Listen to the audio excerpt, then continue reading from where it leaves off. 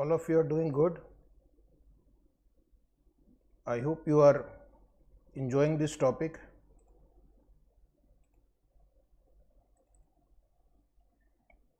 Please attend every day so that you will get the full benefit.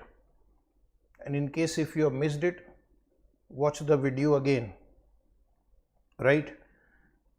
In the first lecture, we have seen inflation and capital budgeting. And we have covered about 10 questions taken from reference book, study material, past exam, RTP, MTP, etc. Now today's topic will be capital budgeting and risk analysis. Capital projects involves risk because we are dealing with future. Future is uncertain. Future is unpredictable. Whatever you can estimate can go completely wrong. Therefore, there is risk involved in capital budgeting projects.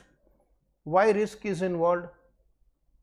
Because you are making projection about future sale, future revenue, future cost, future tax rate. All this can undergo change. For example, the government policy can change. Suddenly the government can ban a product and overnight your business can be disrupted. New competitor can emerge in the market and your business can be completely shattered, disturbed. New substitute product can emerge in the market and again your business can get affected. New technology may come. Customers' taste, habit, preferences can change. Because of this, whatever you project can be wrong, and therefore we need to incorporate risk and uncertainty in the decision making. Okay, so there can be three types of decision making situation. One is decision making under certainty, that is cash flows are certain. Chances are very less that you will come across this kind of situation, but there is a possibility if you receive contractual cash flows. If cash flows are contractual and you are going to receive it. Next is decision making involving risk. Risk means variability in the outcome. Actual outcome can be different from the projected outcome. That is called risk. What you are expecting and what you may realize may be different. So when cash flows are risky, we measure the risk by assigning them probabilities.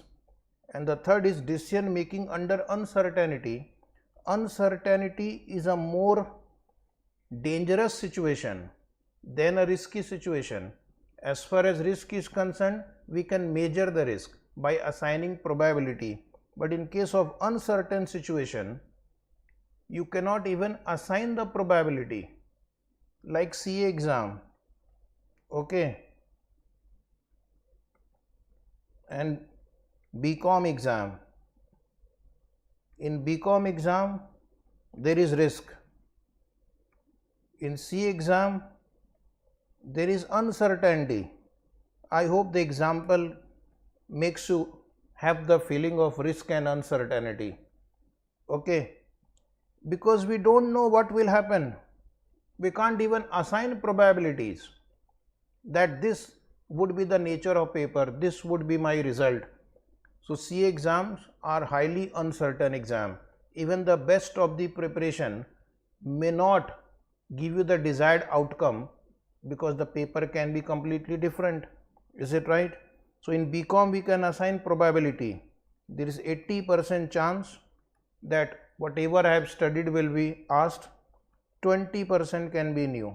In CA, can you assign probability to the paper? Who will assign probability? Yes, Hari, would you like to assign probability to your next result? Anup, would you like to assign probability to your next CA result? Divya, would you like to assign probability to your next CA result? Therefore, that is uncertainty. Risk, what is risk? Risk means variability in terms of actual return compared with the estimated return. Are equity shares risky? Are government bonds risky? Please reply. Option A, yes. Option B, no. Yes, no. Tick the right option. Suppose these are the two options to be ticked. Equity share, yes. Government bond, no. Many students are saying equity share, yes. Government bond, no. Why you are saying it? Because in case of equity share, we have some expected return. Based on our calculation, past analysis, we have some expected return. But actual return can be very different. It can be very low or it can be very high. Is it right? It can be very low or it can be very high. In case of government bond, risk is not there because government says you will get 5.5% interest rate, and after 1 year you find that the government bond gives you exactly 5.5% return. So that is called certainty. That is called certainty. Equity share does not have that certainty element. Equity share does not have certainty element, and therefore equity shares are risky. Same thing happens in a project also. In case of project, capital expenditure is incurred today. Returns will be in future. Future cash flows will be estimated by you today to take the decision, but actual outcome can be different. That is the risk. How do you measure the risk? So in this chapter, we are going to measure risk by using standard deviation and coefficient of variation. Those who have studied portfolio chapter,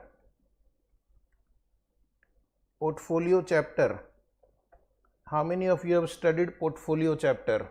You will find today's topic very easy, because today our job is only to compute standard deviation, coefficient of variation, variance, etc. Okay, so standard deviation measures how much the data deviates from the mean, how much is the variation from the average. If the variation is too high from the average, it means the risk is more. If the deviation is less from the mean, like for example, this is my mean in the center, there will be variation from the mean.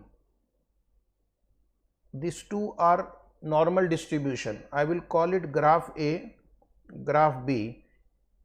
Student will tell me which of these two have higher risk, graph A or graph B. Which one indicate higher risk? Which will indicate higher risk, A or B? Which will indicate higher risk? This diagram has a higher deviation from the mean. It has a more deviation from the mean. This line is mean. Mean is in the center of normal distribution. So therefore B is riskier compared to A. And what is coefficient of variation? Coefficient of variation is required when you are comparing two or more projects. So it is risk per unit of return. When risk and return both are different in two projects, you can't compare return and risk because both are different. Then we go to the next measure of standard measure of risk, that is called coefficient of variation. In short, we will call this CV, this will call SD. It has got a symbol also, sigma, right? Difference between risk and uncertainty. In case of risk, probability distribution of cash flow is known. Probability can be assigned. Probability can be assigned. You can say NPV will be 10 lakh with 0.2 probability, NP will be 30 lakh with 0.5 probability, NPV can be 40 lakh with 0.3 probability. If you can assign probability to cash flows or NPVs, then you are dealing with a risky situation, and then you can do further analysis of that. But in case of uncertainty, probability cannot be assigned. The situation may be so uncertain, so risky, so dangerous, even probabilities cannot be assigned. Okay, then that situation is called uncertainty. Okay, visualize your CA exam. CA exams are risky or CA exams are full of uncertainty? Please reply. CA exams are risky or uncertain? Yes, you are right, uncertain. However, these two terms can be used interchangeably. Many people use, and we will also use, risk and uncertainty as if they are same, but they are not actually same, but only for classroom discussion we can assume that they are same. Is it right? Main reason for considering risk in capital budgeting decisions. Now the next question is why we are discussing risk in the capital budgeting decision. It will help us to take decisions. If I incorporate the risk in the decision making, it will help us to take a more appropriate decision, because I am going to consider risk also in decision making. Second is, it will help us to know the real value of cash flow. Cash flows, if full of risk, needs to be adjusted for the risk element. So when you are comparing project A and B, A is less risky and B is more risky, you cannot use same parameters for comparing them. You have to adjust for the risk. We have to adjust for the risk, and therefore you will be able to arrive at realistic value of cash flow, real value of cash flow, and you can compare them appropriately. If it is less risky, I may use 10% discount rate. If it is more risky, I may use 14% discount rate, and therefore we are able to make them comparable. Third reason why we need to incorporate risk is higher risk will lead to higher risk premium. Higher risk premium, and higher risk premium will lead to higher expected return also. Risk needs to be incorporated so as to take more appropriate decision. Next point, factors affecting risk. Some factors can be internal, some factors can be external. Internal means which are within the organization, which are internal to the company, which are within the organization, which are internal to the company. To some extent they can be controlled. There are two risks we are going to discuss here. One is called project specific risk, and the next one I will call company specific risk. Project specific risk means they are related to a particular project. They are project specific, related to a particular project, and can affect the cash flow of the project. So what are the risks here? The risk here could be a project may not be completed on time. If the project does not get completed on time, there will be cost escalation. There can be cost escalation. There can be delayed revenue. If you don't start the project on time, if you don't complete the project on time, revenue will be delayed. Second risk is that error of estimation in resources. Highly probable you may not be able to exactly estimate how much resources would be required. When we have done the interior of this classroom, we thought that it will cost 20 lakh rupees, but afterwards we found it is costing us 25 lakh rupees. So that was my error of estimation in resources. 5 lakh rupees more I had to incur, because we tried to make estimate, but it goes wrong. You will also find when you do interior of your home, you start with a budget of 10 lakh, and it goes up to 15 lakh, or you start with a budget of 20 lakh, it may go to 25 lakh. That is my estimation of resources error. And then another risk is that estimation of cash flows from the project. Future is risky and uncertain, difficult to estimate how much cash flow that particular project will generate. One example of project specific risk. In the exam, the question, MCQ question can be, identify which of the risk is a project specific risk, and then you have to choose the right option. A nuclear power project of power generation company has a different risk than a hydel project. Nuclear power project has a different set of risk, that is those which require those resources for nuclear power project like uranium, whereas hydel power project would require water. So resources required, raw material required, input required for them can be different. Even the skill required for these two projects can be different. Next is company specific risk. That is the risk which is to the particular company. Example, downgrading of the credit rating. Credit rating company can downgrade, which will make your cost of raising fund expensive, which will make cost of raising fund more expensive, more difficult also. Managerial personnel can change. Key managerial personnel can change, and because of that the company's efficiency, company's resources can get affected. Company's ability to do the business in the same manner can get affected. Third risk to the company is violation of intellectual property right and other laws and regulation. Fourth risk can be dispute with the worker.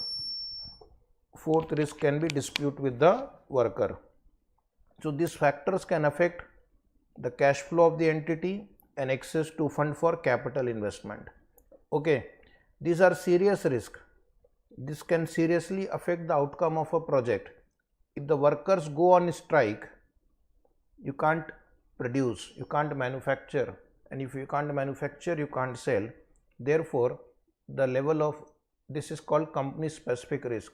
It can vary from company to company. For example, two banks have different exposure to default risk. Even the bank may be same. For example, State Bank of India is a bank, Cooperative Bank is a bank. Both of them lend money to customer, but where is the exposure to default risk is more? The exposure to default risk is more in case of Cooperative Bank, because they do not do the same due diligence, same exercise which SBI will do before they will grant loan.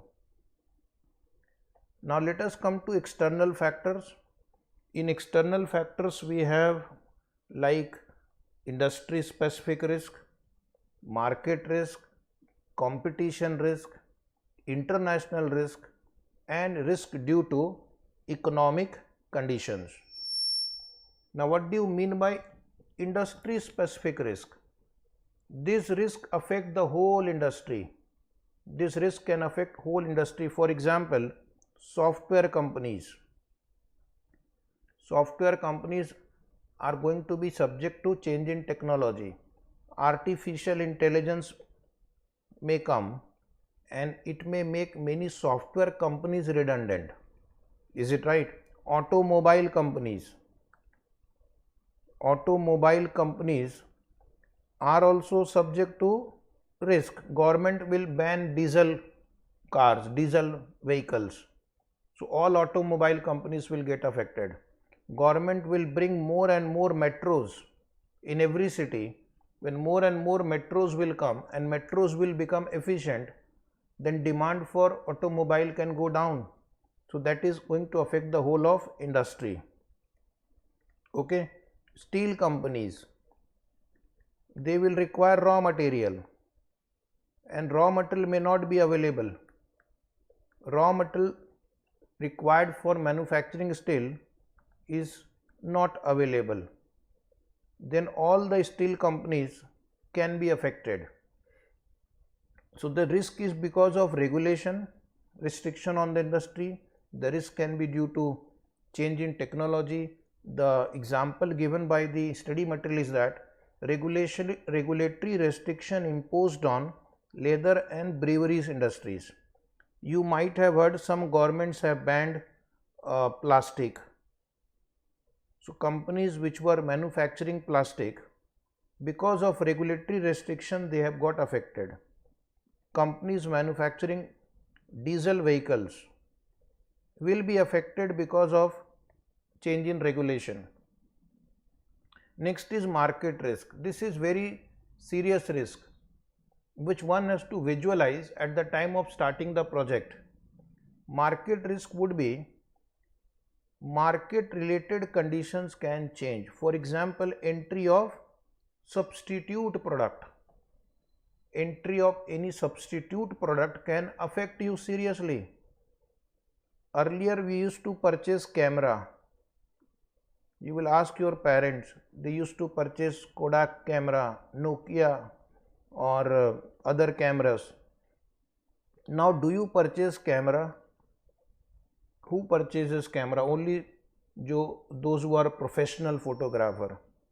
Now cameras are already inbuilt into phones.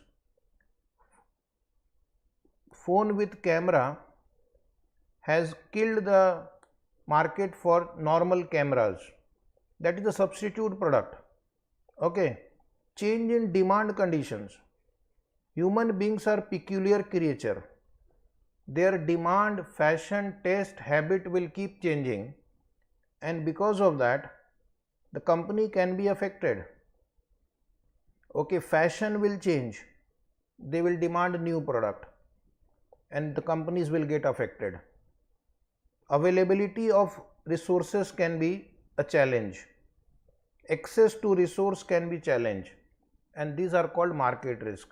Like example given, a thermal power project gets affected if coal mines are unable to supply coal requirement of thermal power company. Thermal power project means they require coal for power generation, but the coal supplying companies are not able to deliver coal, they can be affected. One more risk, competition risk. Ask Airtel, what happened to Airtel, what happened to Vodafone?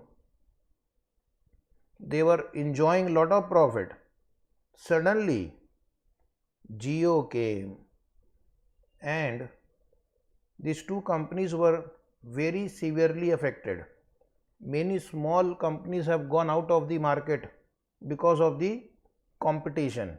Competition can increase suddenly and you will not be able to notice it also in the beginning. That might totally disrupt your business because the customer can shift from your product to the competitor's product. So there are risks like entry of rival. Product dynamism can change. Product dynamism can change. Demand for product will change. Like for example, in mobile phone business, every 6 months some new technology comes and then the customer will want that new technology. If you are not able to upgrade to that technology, customer will shift to the new technology because the product dynamism has changed. Taste and preference of consumers will keep changing. Is it right? From offline learning, that was the earlier test of the customer, student. They used to come to the classes to learn. They used to get up in the morning. Sometimes they used to take shower and come also, sometimes without, but they used to come, they used to have friends, they used to talk, they used to have breakfast, lunch in the class, they used to play fun with the teacher. Now the taste has changed, nobody is willing to get up only, right? You are sitting at your home and you are eating food also on your bed. You have not taken bath, nobody is going to disturb you. Simultaneously you can watch your Instagram reel also. Customer or the students' taste and preferences have changed. And because of that, we also have to shift to this online learning. Is it right? And the last point is, second last point, the risk due to economic conditions. Macroeconomic conditions can change. Monetary policy of central government. You might have heard interest rates have been increased, and because of which many businesses would suffer because their cost of funding will go up. Government fiscal policy can change. New taxes can be added. New cess can be added. GST rate, income tax rate can be added. Inflation can go up. Oh my God! And that will make your cost high. That will increase the production cost. GDP can change. Change in saving and net disposable income of the people. This can affect the demand for your product and can affect your risk.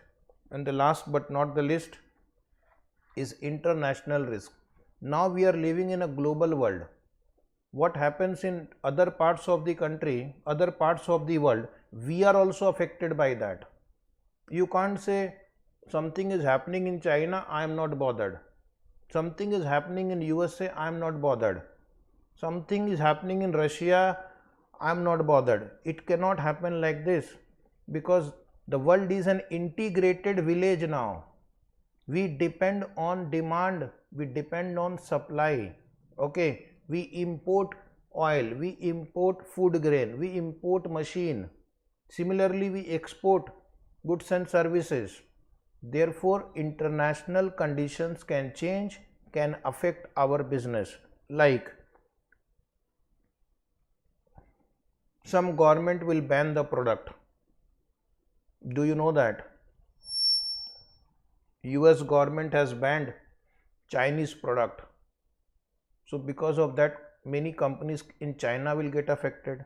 They may put a restriction on the market access. You are not allowed to access the market of that country. There may be a ban on your company or your product. Then there can be global recession. Global recession now affects all countries, not just one country. There are bilateral agreements between two countries which can affect demand and supply of the product, which can affect the movement of goods and services, and the political and geographical conditions keep changing. So there can be sometime dispute between Russia and Ukraine. Sometimes there can be dispute between USA and China. Sometimes there is a dispute between Israel and Iran. And sometimes there is a dispute between India and Canada also. Okay, and that affects the business, that affects the product and services that you import or export. Some governments have started putting restriction on outsourcing of jobs to overseas market. You cannot, like USA, you cannot outsource certain jobs to Indian because Americans are losing jobs. After that long theory discussion, let us come to the main part. For exam purpose, how to incorporate risk in capital budgeting. There are three techniques in the syllabus: statistical technique, conventional technique, other techniques. In statistical technique, you are going to learn probability, variance or standard deviation, coefficient of variation. If you have studied portfolio management chapter before this, already we have covered, right? Then we will see conventional technique, under which we have risk adjusted discount rate, certainty equivalent. These are conventional technique where we adjust the risk either in the form of discount rate or in cash flow.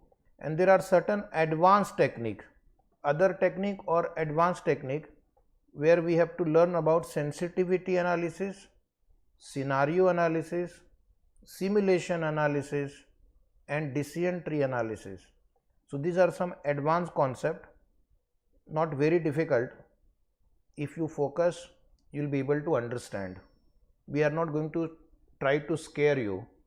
You have to concentrate, you have to practice, and this chapter can turn out to be an easy and scoring chapter for the exam.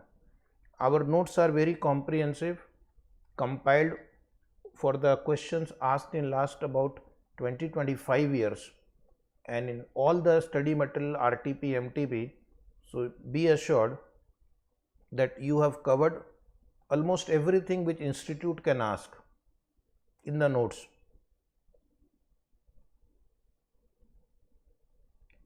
Now question is, what is risk? I have also added something from my side. First is, what is risk? Risk is the probability, possibility, situation that the actual outcome may deviate from expected outcome. Actual outcome may deviate from expected outcome, that is the risk. If actual outcome and expected outcome are same, there is no risk. Invest in a government bond which says we will give you 7% interest. After 5 years also when you go, they will calculate interest at the rate 7% and they will hand over you the amount. Go to State Bank of India and say I want to deposit in a 5-year FD. They will say we'll give you 6.25% interest. After 5 years when you go, they will calculate interest at 6.25% and hand over you the amount. There my actual outcome and expected outcome are same. But when you invest in, let's say, equity share, you have done all the past data analysis, last 10-year performance you have analyzed, you have studied all the annual reports, you have studied all auditors report, etc. and you calculate that you might earn 10% return, but it is possible you may get more than 10 or you may get less than 10%. So that is the risk. Invest in gold. Today after the class, buy 10 kg gold, okay, example, and you will expect suppose 12% return. You will expect that gold will appreciate by 12%. After 1 year, next year, after 12 months, you see what is the return you have actually earned. You may earn more than 12, you may earn less than 12 also. That is where the risk lies. To those asset class where the actual outcome can deviate from the expected outcome, they are called risky assets. A project is also risky. A capital budgeting project is also risky because we are estimating certain cash flows in future which may or may not be realized. Risk means variability of return from those that are expected. That is, what we expect and what we get can be different.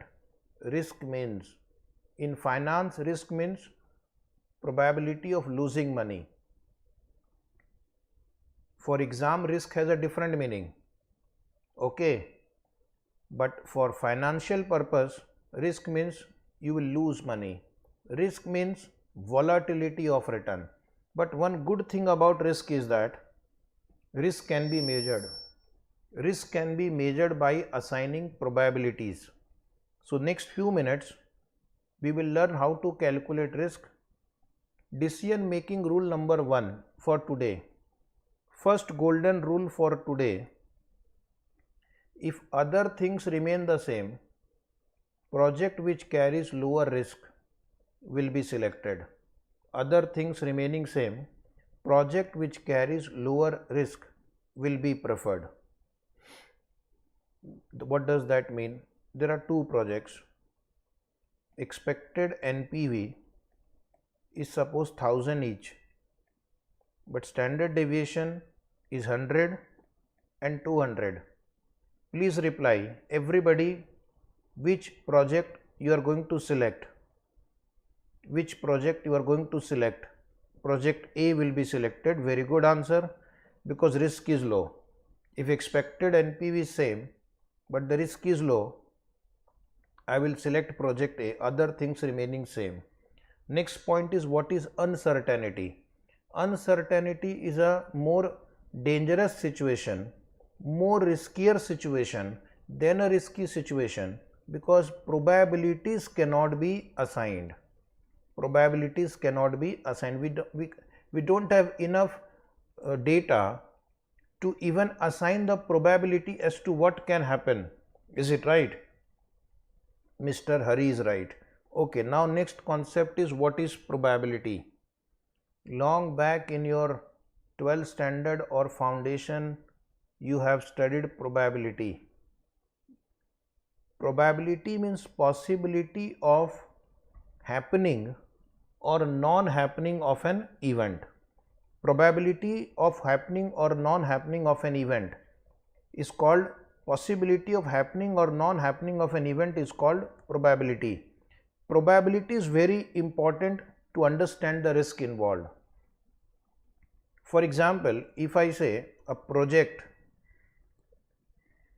probability of success, that is probability that NP will be positive and probability that NP will be negative, if suppose this is 0.01% probability and this is 99.99% probability, what do you understand from this? Is the project highly risky or less risky? Is the project highly risky or less risky? High risk, because the probability of success is 0.01. You will rethink before you start this project where the probability of success is so low. But suppose I change the probabilities. Suppose I change the probabilities. The probability says success will be 99%, only 1% chance of failure. What will you do? Would you like to undertake such project where the probability of positive NPV is very high? Yes. So probability helps you to understand the risk. Okay. CA exams are also risky. CA exam, BCom exam. First we'll discuss BCom. What is the probability of success? Anybody? BCom exam, probability of success? 99%. Very good. 1%. Only if you are really talented, you will fail the BCom exam. If you are extraordinary talented, then only you can fail BCom exam. Otherwise, you can't. You have to really struggle to fail in the BCom exam. And what about CA exam? What is the probability of success? Say 20%. So that is why we say CA exams are risky. Okay. They make serial also on CA exam nowadays to tell you that boss, this is so difficult. It's not. You need a proper guidance. You need a comprehensive understanding of the syllabus and lot of practice. You can do it. Probability lies between 0 and 1. Sum of the probability is 1, or if you are writing in percentage, 100%. If your total of probability is not 1, you are making a mistake in the calculation somewhere. How do I compute probability? Suppose in the past I have used 100 machines and I found NPV were like this. NPV of 10 machines were minus 10 lakh. NPV of 60 machines were plus 20. NPV of remaining 30 machines were plus 50. Now my question is, what is the probability of getting a negative NPV of minus 10? What is the probability that NP will be negative? What is the probability that NP will be negative? Anybody? Probability 10 machines out of 100 has negative in the past. So we'll say 10%. What is the probability of getting NPV of 20? 60 machines out of 100 in the past have produced 20 NPV. So 60%. What is the probability that NPV will be 50 rupees? 30 machines in the past out of 100 have produced 50 plus NPV. Therefore, we will say NPV is 30% in the third scenario. So Hari is right, Rajesh Kothadia is right. Please reply whatever you can. Next is assignment of probability. We'll see how to assign probability. First is what is the next point is expected value. The heading is wrong here. The heading should be expected value. Keep the notes in front of you. Keep the notes in front of you. Everything is written there. You are a final student. We cannot waste your time in dictating all this. Everything is in the note. Only concentrate on learning, understanding. Okay. Expected value means average or mean value. Expected value means average or mean value. You will hear this term expected value a lot in this chapter. So what do you mean by expected value? It simply means average. It simply means mean. How do you compute expected value? When probabilities are given, just multiply respective value with their respective probability. Just multiply the respective values with their respective probabilities. Mathematically, expected value is the sum of probabilities into value. I'll take one example for you. Since last many minutes you have not written anything, there is one example on expected value in your notes. Write down these two columns there. Write down these two columns, NPV and probability, and then you have to compute expected value yourself. So I will tell you how to compute expected value, average value, mean value. Write NPV column, write 3000, 6000, 12,000, 15,000. Probability, write 0.1, 0.4, 0.4, 0.1. Now somebody is asking you, what is the expected value? What is on an average you can expect an NPV? What average NPV you can expect? What average NPV you can expect? Please try. Please try. You will say 3000 into 0.1, 300, 6000 into 0.4, write in the book, 2400, write in the book, 4800, we have given the table so that you can write to 4800, 1500. Can you please take total and confirm what is the expected value? The total is 9000. Very good. Very good, Divya. Total 9000 was right. Now what does this 9000 represent? This 9000 represent average NPV, expected NPV, mean NPV. Why it is average, I will tell you now. Well, I'll tell you. Suppose in the past you have used 10 machines. Suppose in the past you have used 10 machines. One machine had an NPV of 3000. 4 machines had an NPV of 6000. 4 machines had an NPV of 12,000 and 1 machine had an NPV of 15,000. Total 10 machines. These are their probabilities. These are their probabilities.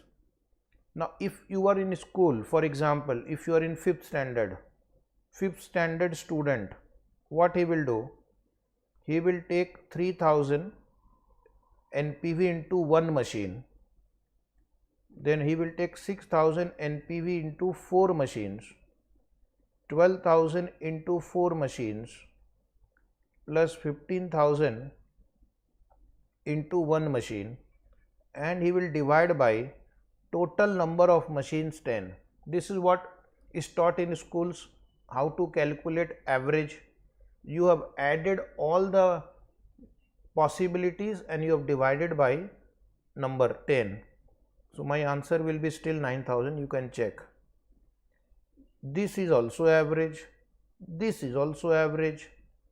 Therefore, probably they may not explain this properly in the study material, What you are doing in expected value calculation is you are simply calculating average, where probabilities are used as weights. Probabilities are used as weights. Did you know that? Tell me honestly, did you know that you are just computing average when you are computing expected value? Were you aware or were you mechanically learning it? Okay, now we'll solve one question in the notebook. Time to take out your notebook. Time to take out your notebook, pen, pencil, calculator, scale, eraser, and we are ready to go. Question number 11. This is from your study material. Possible net cash flow of the project A and B at the end of the first year, and their probabilities are given below. Discount rate is 10%. So this is a 1 year problem only. Discount rate is 10%, and these are the 5 possible cash flows with their probabilities for 2 projects. Then they are saying for both the project initial investment is 10,000. This is year 0 outflow. This will be year 1 inflow, but because there are 5 possibilities, you have to find average cash flow, expected value. First question is compute the expected NPV of each project, and second question is which project will be preferred, which project is to be preferred.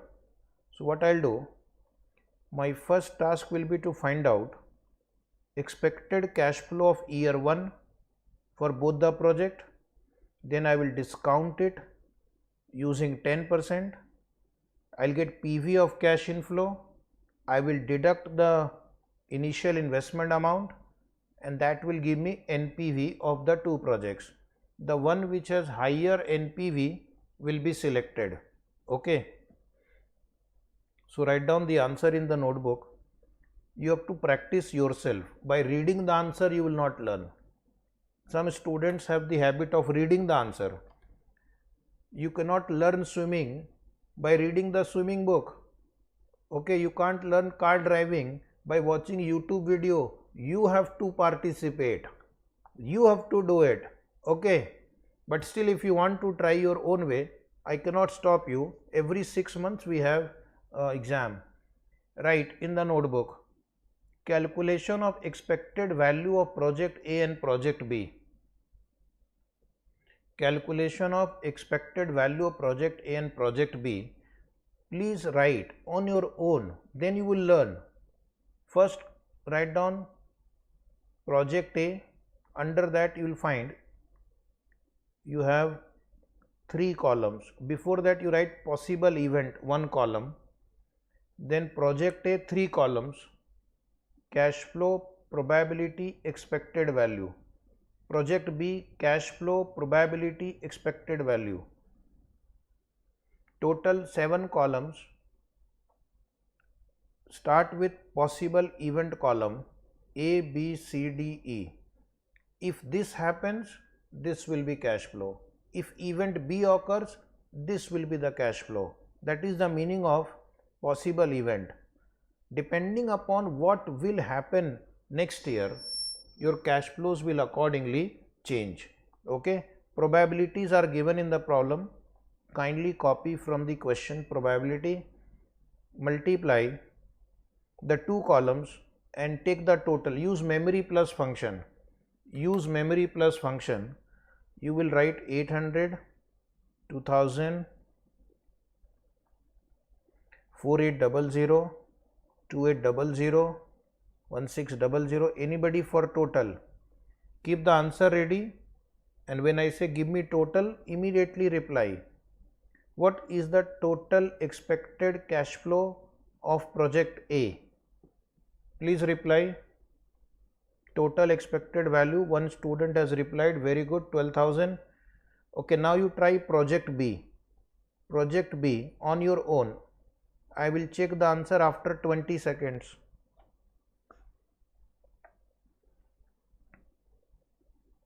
I will check the answer and reply on the chat box.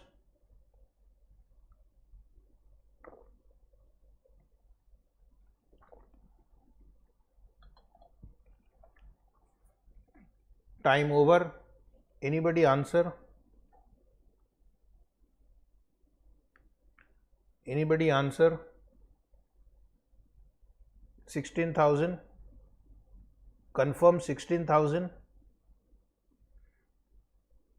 Is it 16,000? Okay. Now what we'll do? These are the expected cash flow after year 1. I will discount it. I'll get present value, and then I will deduct the initial investment amount 10,000. I will get NPV, the one which will give me higher NPV. Based on the information, we will select that.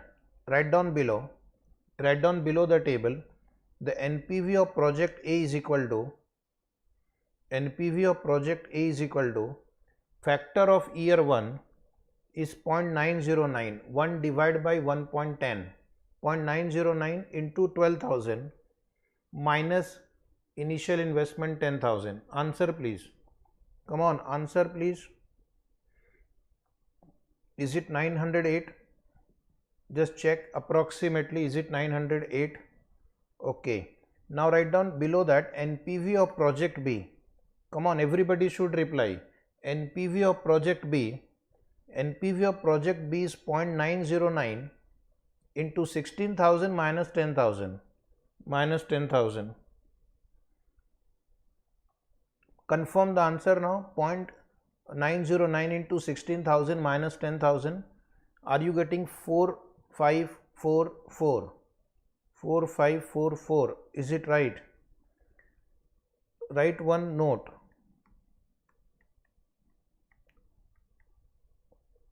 On the basis of NPV, project B should be selected.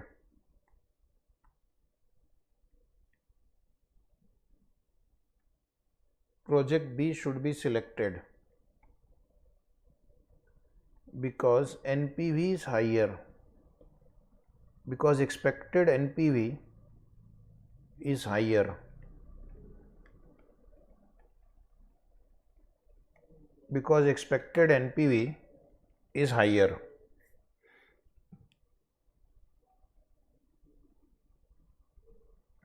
Because expected NPV is higher. That note you have to write. If they are asking you which project you will prefer, write this note. Now we'll go to question number 12, again taken from your study material. Ready? Probability of net cash flow for 3 years of a project are given. So this is 3-year problem. By multiplying these numbers, you will get expected cash flow of year 1, expected cash flow of year 2, expected cash flow of year 3, and then you will use 10% discount rate to find the NPV. Initial investment is 10,000 rupees.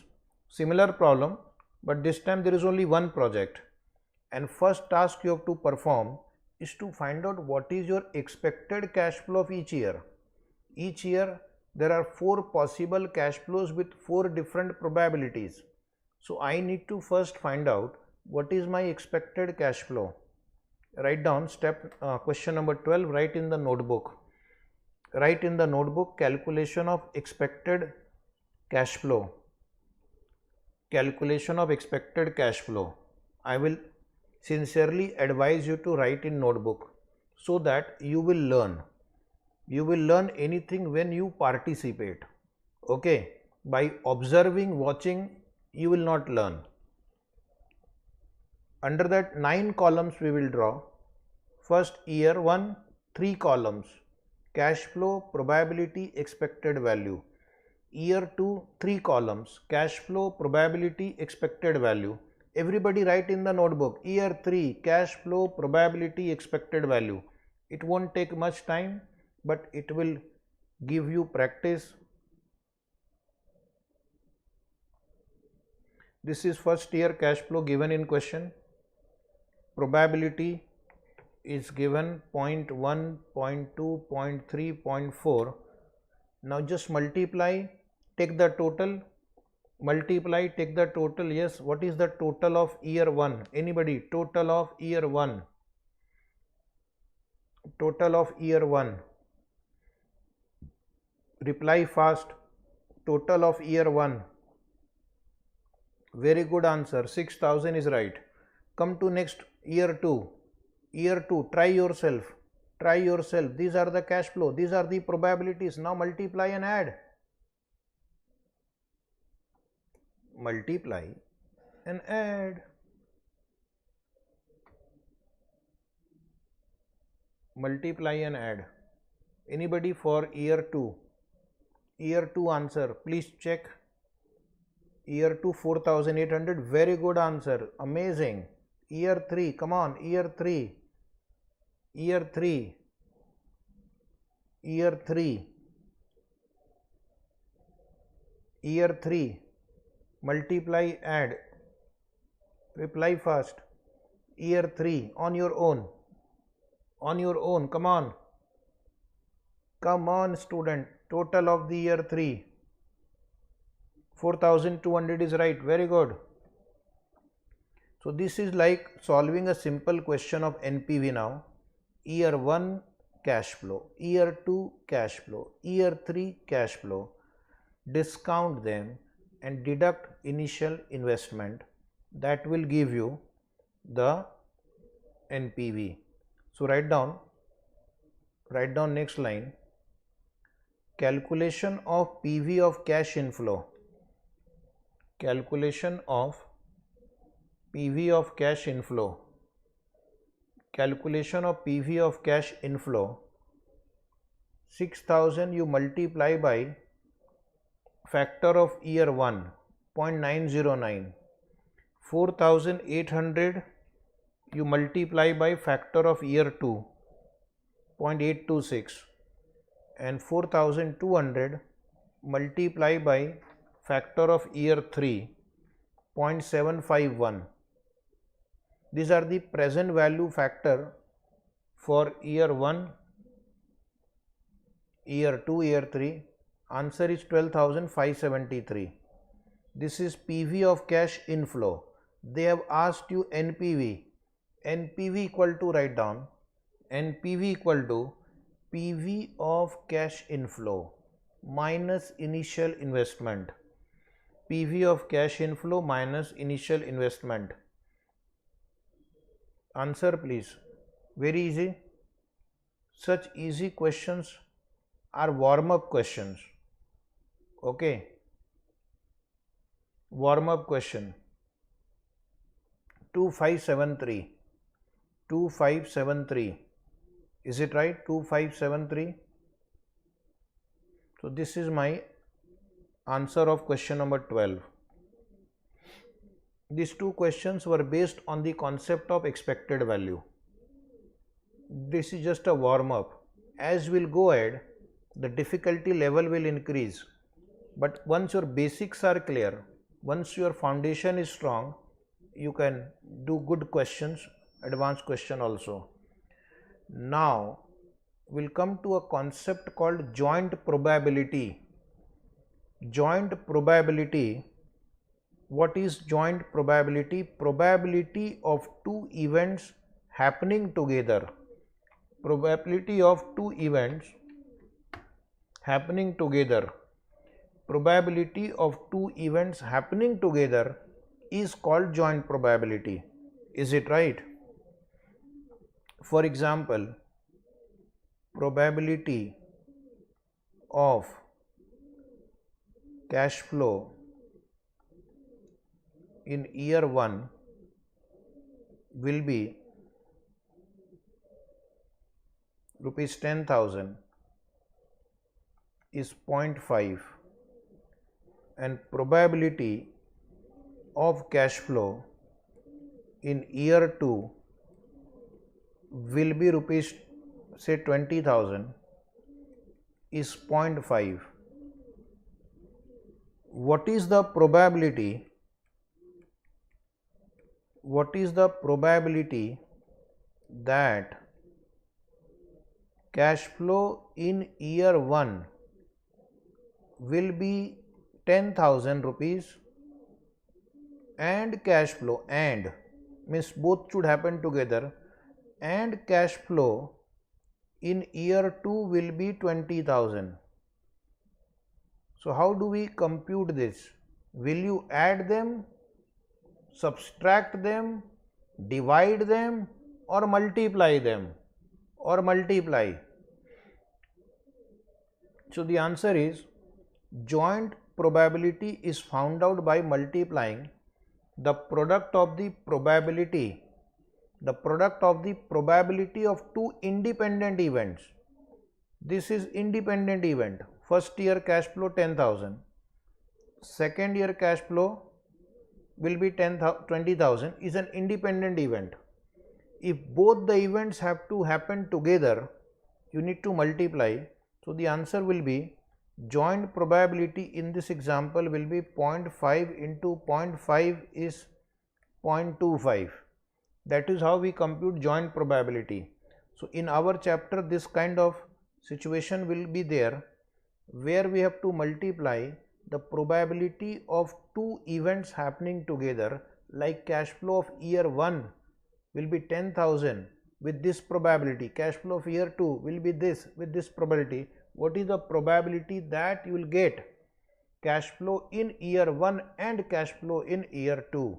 Then you have to apply joint probability. Is it right? Suppose two independent event. Virat Kohli will make century. Probability is 0.2. India will win World Cup. India will win World Cup. Probability is 0.5. What is the probability? What is the probability that Virat Kohli will make century? You can write the answer on the chat box. And India will win the World Cup. These are independent event. Anybody who wants to reply, what is the probability that Virat Kohli will make century and India will win the World Cup? Given their independent probabilities 0.2 and 0.5. Answer 0.2 into 0.5 is how much? Is it 0.10? Yes. So this is my joint probability. How is risk measured? Risk is measured by standard deviation or variance. What we are trying to measure, how much is the data deviates from the expected value. How much is the data deviating from expected value? More the deviation in data from the expected value, higher is the risk. So how to measure that deviation from the expected value? There is a concept in statistics called standard deviation or variance. Risk can be measured by assigning probabilities. Risk can be measured by assigning probabilities. Risk can be measured by a standard deviation or variance. How to compute standard deviation? There are two formulas. This is first formula. When number of observations are given, standard deviation, this is a symbol for standard deviation, sigma. Standard deviation is equal to under root summation x minus x bar square upon n. Summation x minus x bar square upon n. So the idea is that Suppose there is a variable x 10, 20, 30. We will first calculate total and then average. 60 by 3, average is 20. Then what I do, I take deviation from the mean, because my purpose is to check how much the data deviates from the mean. So x minus x bar, 10 minus 20 minus 10, 0, 10. If I take this total, it will become 0. It will become 0. If I only add the total of the deviation, in this example it will become 0. 0 will indicate that there is no deviation. You will be happy, oh, I am enjoying a risk-free life. But dear, you can see there is a deviation. Your average is 20, but some numbers are below average, some numbers are more than average. So there is a deviation. You can't say there is no deviation. So what do? I need to remove the effect of positive number cancelling the negative number. How do I remove the effect? By taking the square. When I take the square, all numbers will become now positive only. X minus x bar square, 10 minus 20 square. Anybody? 10 minus 20 square, 100. 20 minus 20 square, 0. 30 minus 20, 10 square, 100. So total is 200. Total is 200. So what I do, I will take total 200, that is my total deviation square. I will divide by 3. Number of times 3. So I will get average, 200 by 3. That gives me answer 66.67. But then this is not comparable with the original data. Original data is not squared. The deviation is squared. So what do? I will take the square root of this deviation, so that the effect of squaring is reversed. So that the effect of squaring gets reversed, and now my answer will be 66.67 square root. Anybody? 66.67 square root is how much? 8.16. Around 8.16 you are getting? Yes, very good. Now what does that 8.16 indicate? 8.16 indicates on an average, the data deviates 8.16 away from the mean on either side. The data deviates 8.16 from the mean. The data deviates 8.16 from the mean. If in another project it is 20.5, which means the data deviates 20.5 away from the mean. More you deviate away from the mean, the risk is more. More you deviate away from the mean, the risk is more. And that is what the standard deviation is trying to measure. If probability distribution is given, when probability distribution is given, so you will be given cash flow 10, 20, 30 with probabilities 0.2, 0.5, 0.3. Then how do I compute the standard deviation? First I will have to find out x bar. So I need to multiply cash flow into probability. Please reply. 10 into 0.2, 2, 20 into 0.5, 10, 30 into 0.3, 9. What is the total? Total is 12 plus 9, 21. 21 is what is called expected value or x bar.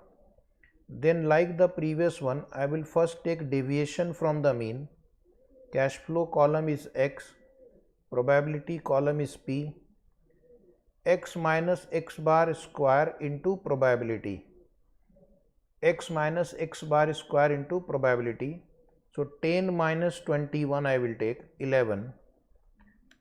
11 square into 0.2 is equal to 24.2. You can use it, transfer to memory plus. 20 minus 21, 1 is square 1, into 0.5, 0.5. Then 30 minus 21, 9. 9 square, 81. 81 into 0.3 equal to 24.3. 24.3. 24.3. These are the deviation square into probability, and take the total. So total comes to 49. After that, you will take the standard deviation, which will be square root of 49. So how much is the square root of that? 7. Just check. I have not checked the calculation doubly. You have to check and confirm if it is right. Is this right? 7. Okay. So if probability distribution is given, this is how we compute the standard deviation. Then one student will ask, why we are not dividing by 3? Why 49 is not divided by 3? We are multiplying by probability, and the sum of the probability is 1. So when you are multiplying by probability, there is no need to divide by 3 or the number of observation. That will be a gross mistake. Okay. The total of the probability itself is equal to 1. So what is the important thing you have learnt? Higher the standard deviation, higher the risk. For example, suppose this is the mean in the center. The data is deviated like this. And another example, this is another data set, another cash flow distribution, but here the data is distributed which is close to the mean. So this diagram indicates higher risk because data is spread. Okay, the deviation from the mean is high, whereas this has low risk. The deviation from the mean is less. The deviation from the mean is less. Okay. Have you understood? Have you understood? Or you want one more example? Suppose there are two batsmen. One is Ishan Kishan, one is Shubman Gill. Have you heard their name? Please tell me, otherwise they are cricketers. Scores by these two batsmen in the last 5 innings. Ishan Kishan 100, 0, 215, 13, 19. Shubman Gill 60, 70, 65, 49, 52. Is it right? Now you see both batsmen, if you look at their average, it will be similar. Average would be similar, but if you look at the standard deviation, here the standard deviation will be very high. The data is deviating too much away from the mean, and here the standard deviation would be low. So how will our team selection committee will decide whom to select? If their average score is same, then they will look at their standard deviation, and the one whose standard deviation is low, variability is low, he will be selected. If the same can be applied for team selection, the same can be applied for project selection also. In projects also, the one which has lower variability will be selected if their expected NPV is same. I hope the concept is clear now. A related concept is variance. Variance, you don't have to remember much.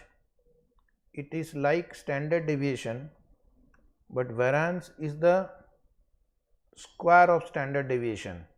So if I don't take the square root in that formula, then the deviation is called variance. Variance is the measurement of difference between average of the data set from every number of the data set, and variance is calculated as follows. Same formula: net cash flow minus expected cash flow square into probability. What variance does? Variance measures the range of variability in cash flow data. Range of variability difference in cash flow data, while standard deviation is used to measure risk in the investment proposal. Standard deviation is preferred because standard deviation is measured in the same unit. Standard deviation is measured in the same unit in which the data is measured. And how do you compute standard deviation from the variance? If variance is given, then standard deviation is the square root of variance. Okay, if you need variance, then you take the square of standard deviation. Which is more important method of risk measurement? Variance is a more important method of risk measurement. So today I will need your help in calculations. Okay, because I have not prepared calculation on the screen. You will have to tell me. Keep calculator ready and write down fast. Question number 13. Question for the beginner. Question for the beginners on standard deviation. Those who might have done it earlier will just find it very easy. Calculate variance and standard deviation of project A and B on the basis of following information: possible event A, B, C, D. This is similar problem we had done. Is the data same? Just confirm. Is the data same, so that I can save my time on expected value calculation? Write down same as question number 11. Same as question number 11. But in the question number 11, we have used this for expected value calculation. Now we are using the same information for variance and standard deviation calculation. So I will not calculate expected value. Expected value, refer question number 11. Refer question number 11. For project A,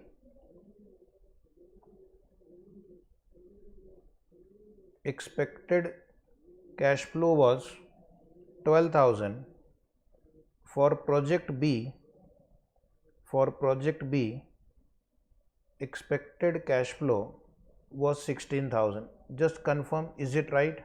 So you don't have to do the same thing again. First you write in the notebook, the question is same as question number 11. Then write in the notebook, for expected value, refer question 11.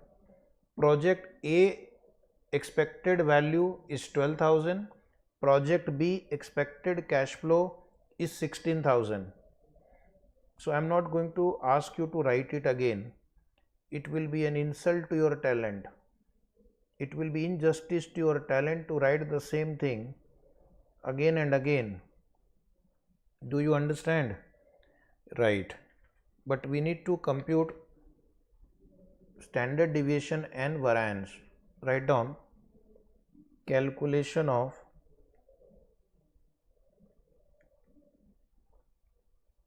standard deviation and variance of project A. Calculation of standard deviation and variance of project A. So how do you compute it? First column you write down cash flow. Let us call it X. Then you write down probability, and then you write down, this will write P, and then you write down X minus X bar square into probability, x minus x bar square into probability. Cash flow you can copy from the book. 8,000, 10,000, 12,000, 14,000, 16,000. And probability 0.1, 0.2, 0.4, 0.2, 0.1. X bar for project A is 12,000, which means x minus 12,000 square into probability. This is 8,000. Can you see 8,000 minus 12,000? Then take square into probability 0.1 into probability 0.1. Any answer please? Is it 16 lakh? Is it 16 lakh? Confirm. Okay. Next one, 10,000 minus 12,000 square into probability 0.2. Is it 8 lakh? Please confirm. Is it 8 lakh? Yes. Third one will be 0 without calculation. Fourth one will be 14,000 minus 12,000 square into 0.2. So that will be 8 lakh. Confirm. Next one, 16,000 minus 12,000 square into 0.1. That is 16 lakh. Now take the total of the last column. Take the total of the last column. Is it 48 lakh? 48 lakh. So you will say variance equal to 48 lakh. Variance equal to 48 lakh. And then you will write down standard deviation.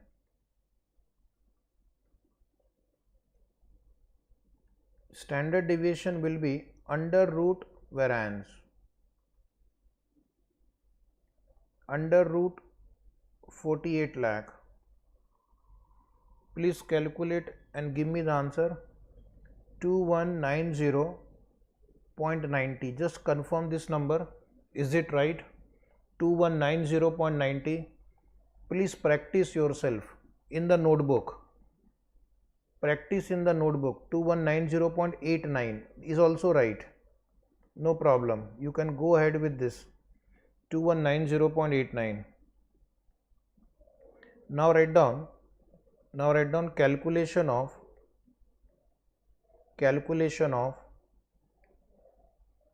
variance and standard deviation of project B.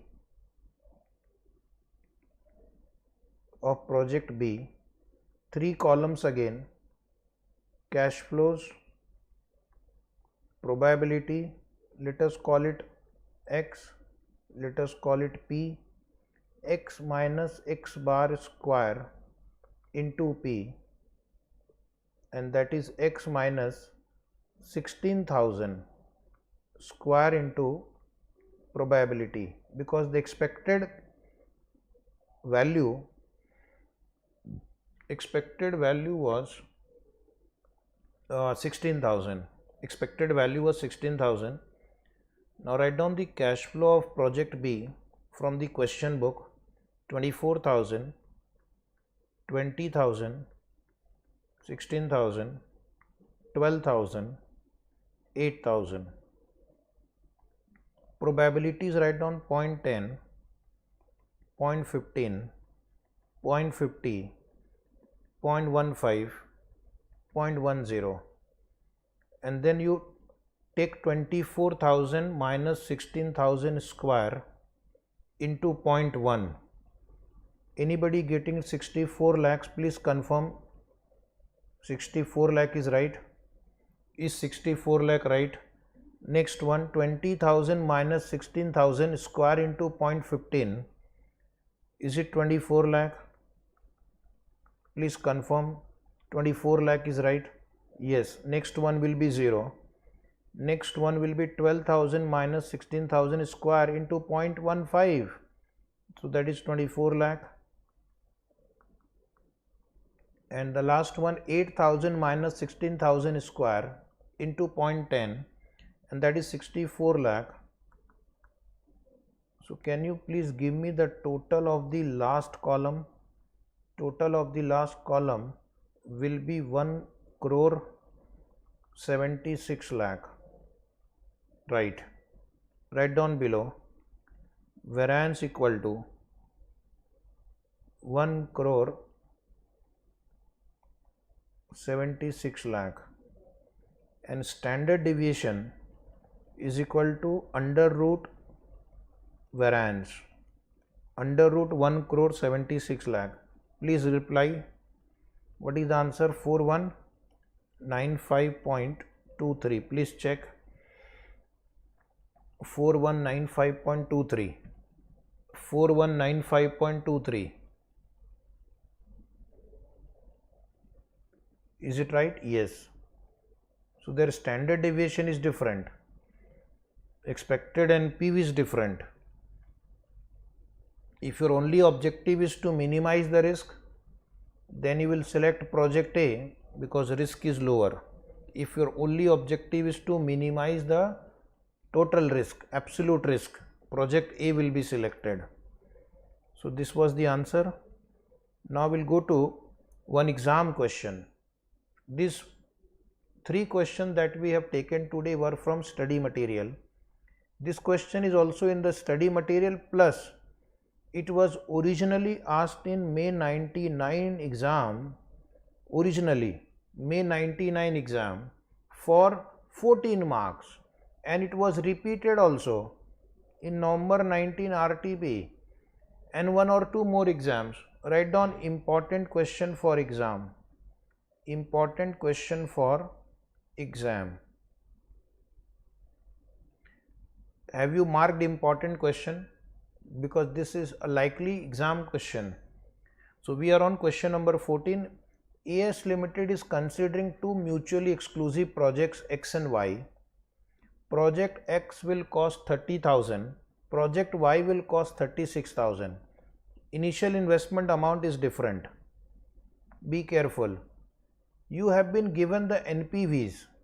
So already they have computed the NPV under 4 different scenarios.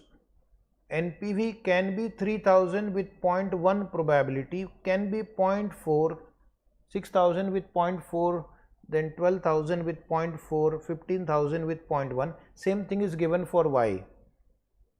First question is bonus mark.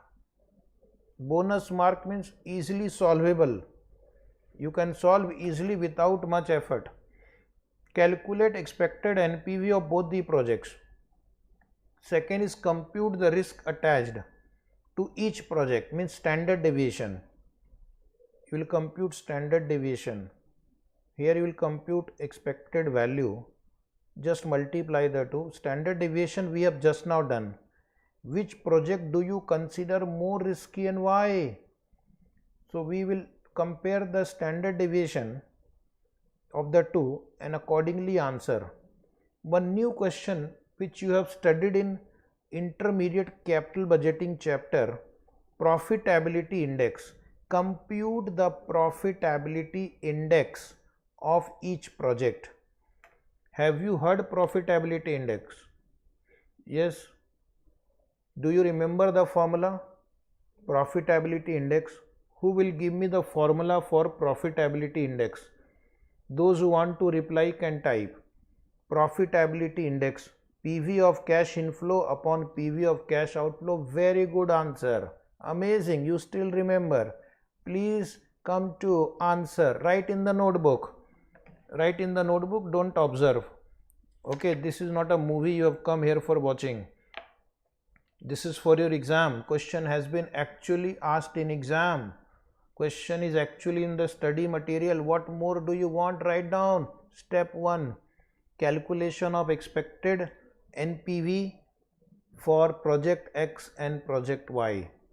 Calculation of expected NPV for project X and project Y. everybody should answer. There are total 6 columns I have drawn. First 3 columns are for project X, next 3 columns are for project Y. So columns are NPV in bracket X, probability in bracket P, expected value P into X. Again NPV X, probability P, expected value P into Y. Are you ready for the show? Yes. Write down from the question book. From the question book, copy the NPV of X. Copy the probability of X. Done. Now give me the total of this column. Give me the total. Who will answer first? Let us see. Who will answer first? One student has already replied. Very good. Dedicated student. 9,000 is the answer for project X. Okay, now you try for project Y. Don't sit idle.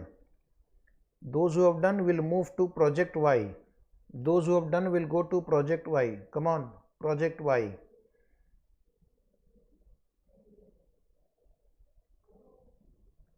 Answer for project Y. Yes, students, please reply. Project Y. Project Y. Check the total. Anybody total project Y? Project Y. 9,000 is right. So if I look at their expected NPV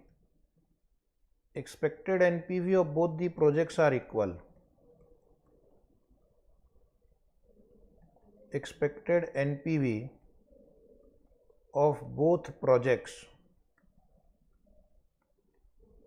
are equal. Expected NPV of both the projects are equal. So now the management is wondering what should I do? Let us help them. Now we'll compute standard deviation. Write down calculation of standard deviation. Calculation of standard deviation. We'll solve in the same table for both projects. Project X, project Y, under project X 3 columns. NPV in bracket X, probability, then X minus X bar square into probability. Project Y, NPV in bracket Y, probability P, X minus X bar square into probability. X minus X bar square into probability. So I would ask you to do it yourself so that you will learn. This is my NPV and these are the probability. And you have to write here X minus 6,000 square. Was it 6,000 or 9,000? 9,000, sorry. X minus 9,000 square into probability. In the last column, Y minus 9,000 square into probability. So let us solve. Let us try together. 3,000 minus 9,000 square. 3,000 minus 9,000 square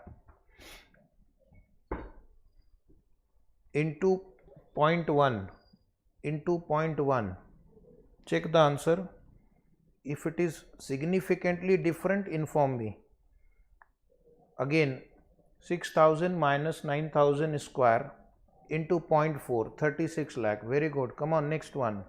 12,000 minus 9,000 square into 0.4, 36 lakh.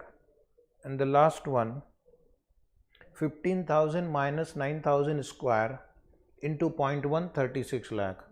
So can you please tell me the answer? 1 crore 44 lakh. Is the answer right? Total 1 crore 44 lakh is right.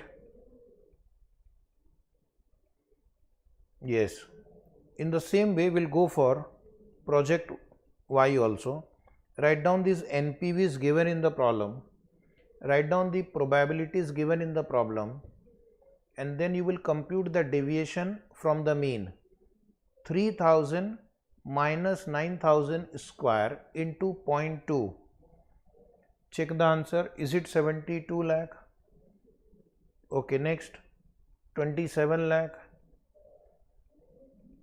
Next one please, come on, reply. 27 lakh. Next one 27 lakh. Next one 72 lakh. Is right. Now you can tell me the total. The total is 1 crore 98 lakh.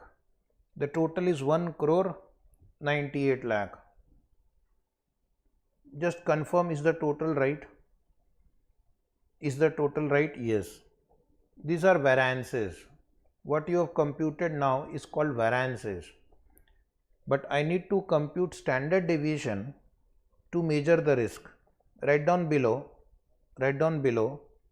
standard deviation for project X. Standard deviation for project X. Take the square root of 1 crore 44 lakh. This 0 should be here. Why it has gone away? Anybody answer of project X? The answer is 3794.73. Very good. Very good. You can write in points, you can ignore it also. Okay, now you try for project Y. Standard deviation for project Y. Take the square root of the variance. Come on student, write down little fast. 4450 approximately.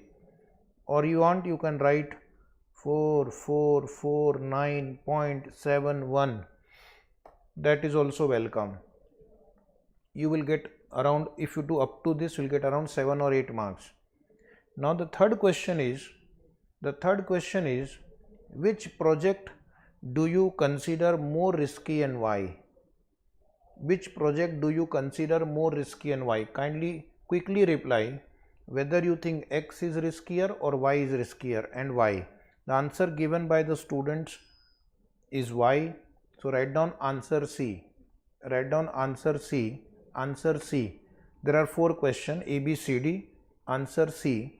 Project Y is riskier. As the standard deviation is higher. Sajid Khan is also right. Project Y is riskier as the standard deviation is higher. Very good. Now there is a last question which requires you to calculate the profitability index. Write down answer D. Calculation of profitability index. Calculation of profitability index. Serial number, particulars, project X, project Y. Since you are highly talented students, I want to give you one chance to prove your intelligence. What is the profitability index of project X and project Y? Your time starts now, 30 seconds.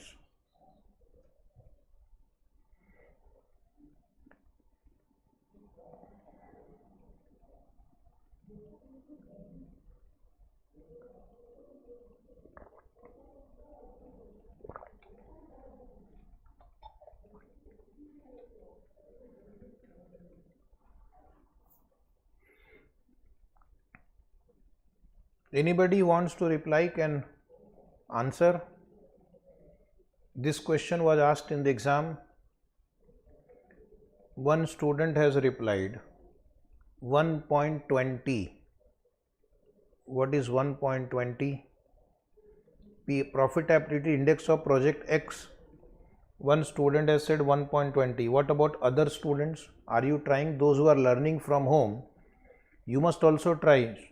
Test yourself, push yourself to the limits and see whether you can answer this basic question. Profitability index is nothing new for you. You have passed that exam and reached up to this point. You are watching this video means you have passed profitability index in one of your exams earlier. The formula is PV of cash inflow upon PV of cash outflow. Understood? What is PV of cash inflow?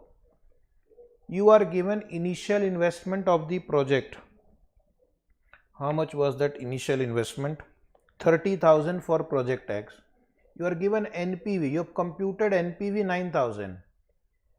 NPV plus initial investment. NPV plus initial investment is equal to PV of cash inflow. Is equal to PV of cash inflow. PV of cash inflow will be, in case of project X, 30,000 plus 9,000. 39,000. 39,000 divided by 30,000 will be the profitability index. In case of project Y, careful, 36,000 plus NPV is 9,000. If NPV is 9,000 and investment is 36,000, which means your PV of cash inflow will be 36,000 plus 9,000, 45,000. 45,000 divided by 36,000. 45,000 divided by 36,000 would be the answer for project Y. So I got some answers. 1.25 I got it, which seems to be right. Write down PV of cash outflow. PV of cash outflow 30,000, 36,000. See, I will repeat, in your basics of capital budgeting, NPV is equal to PV of inflow minus PV of outflow. Can I say PV of inflow is equal to NPV plus PV of outflow? Yes, yes. This is my outflow, this is my expected NPV. If I add these two, I will get PV of inflow. That will be the basis for profitability index calculation. Point number C, write down. Point number C, PV of cash inflow A plus B, 39,000, 45,000. I thought it was easy, but initially you made mistake. Then write down last point D, PI. PI means profitability index. Profitability index C upon A. Point number C upon point number A. 39 upon 30 is 1.30, and for project Y you are right, 1.25. 1.25. So I found some of you making mistake here, but at least now you have understood. In the exam you will not do that mistake. 2 or 3 marks will be allocated for this answer. Is it right?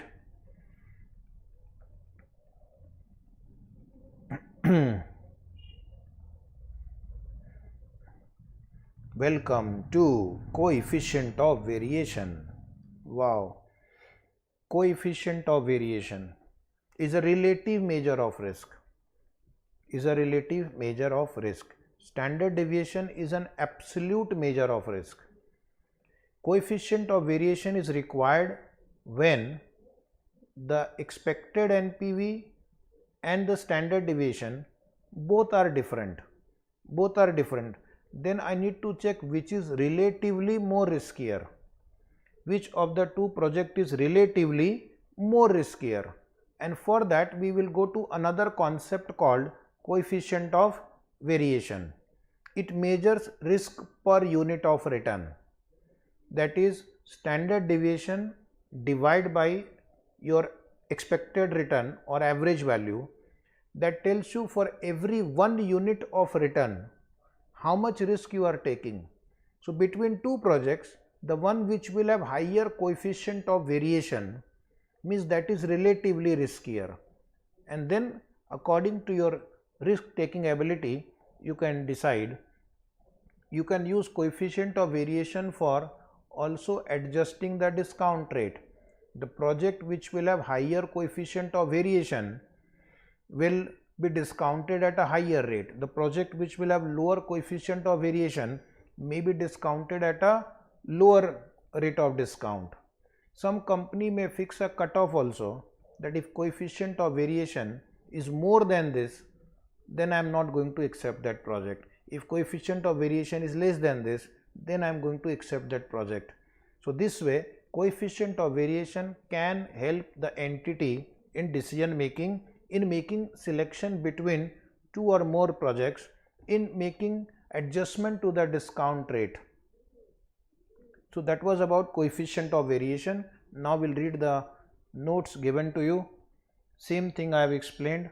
Standard deviation should be used only when different investments have same expected rate of return. Right here, refer question 14. If you refer question 14, expected NPV was same 9,000. So on the basis of NPV they were similar. When NPV is similar, I can take decision on the basis of standard deviation. The one which has lower standard deviation will be selected. But sometime expected return and standard deviation both can be different. Expected return and standard deviation both can be different. If expected return and standard deviation both are different, then in that case, now here you write refer the previous question that we solved, question number 13. Then I am not able to take decision correctly. For example, in question number 13, we have two projects A and B. Their expected NPV was question number 11. Expected NPV was 908 and 4544 from question number 11, and standard deviation from question number 13. Standard deviation from question number 13 was 2190.90 and 4195.23. This was my question number 11 and 13. Here you will find your expected NPV is different, standard deviation is different. How to make a decision? If you want project B, you have to also face high risk also. You have to also face high risk. So in that scenario, management may decide on the basis of coefficient of variation. So how do I compute coefficient of variation? Coefficient of variation is standard deviation upon average. So let us try for project A. For project A, can you please reply? 2190.90 divided by 908. 2190.90 divided by 908. So the coefficient of variation will be 2.41 here. Whereas in project B, 4195, my mistake, 4195.23 divided by 4544. So that has a low coefficient of variation, around 0.92. So you will say project B is relatively less riskier. Project B is relatively less riskier. So if the decision has to be based on relative riskiness, then project B will be selected. If the objective is to maximize NPV, B will be selected. But if the objective may be to minimize the lowest absolute risk, if the objective can be to minimize the lowest absolute risk, project A can be selected. Okay, so the decision will depend upon what is your base for taking decision. In general, if they ask this question, you will say project B will be selected because coefficient of variation is lower, relative risk is lower. So come back to your notes. How do you measure coefficient of variation? It is a measure of risk per unit of expected return. The formula is standard deviation upon R bar. Standard deviation upon R bar. And how do you interpret it? When you are comparing two options like this previous one, the one which has higher coefficient of variation, project A, is relatively riskier. There the risk per unit of return was more compared to project B. Compared to project B, in project A for every 1 rupee of return the risk was 2 point something, whereas in project B for every 1 rupee of return the risk was less than 1, 0.9 something.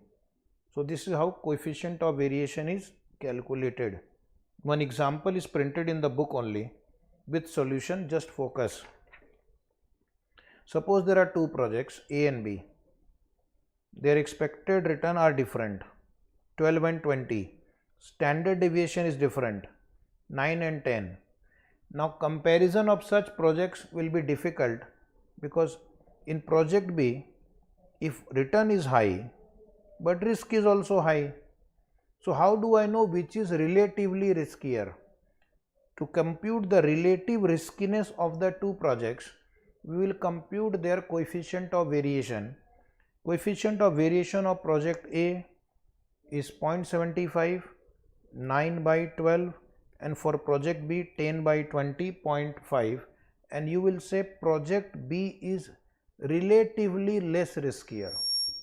Project B is relatively less riskier because for every 1 rupee of return the risk is 0.50, whereas in project A for every 1 rupee of return the risk is 0.75.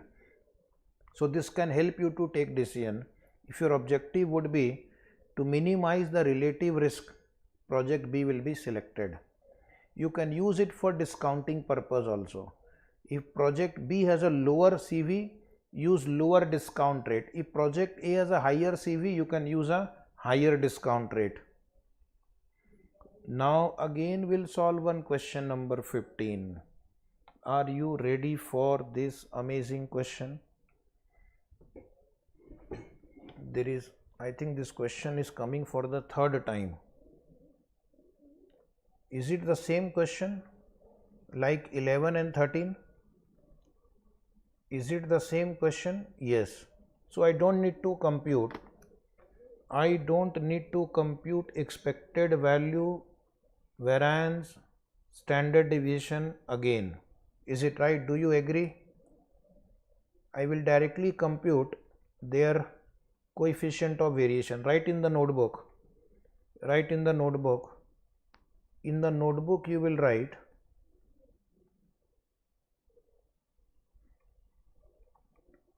for expected value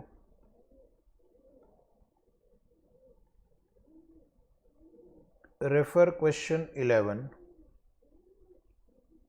For standard deviation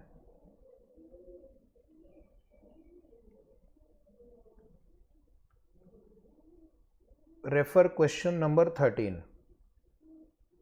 After writing these 2 points, now write down the heading calculation of coefficient of variation. Calculation of coefficient of variation. Heading, write down calculation of coefficient of variation.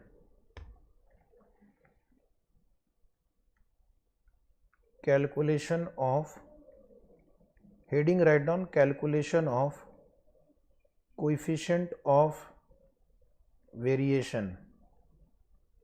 Then you draw this table, 4 columns. First column project, second column coefficient of variation, third column risk, fourth column expected value. Fourth column expected value. Fourth column expected value.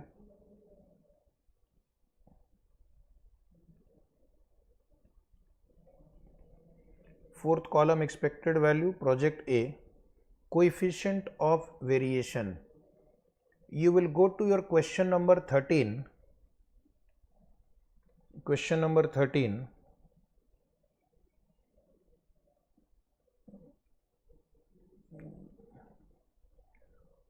Question number 13. What was your standard deviation? Do you remember? Question number 13. Was it 2190? Yes, 2190. And in question number 11, what was your expected value here? 12,000. 12,000. Some numbers they have changed probably. Is it right? Some numbers they have changed. The question is not same. Wait. Question is not same. These numbers are different. So what you do? You change the question. Make it 8,000. Then make it 10,000. Make it 12,000.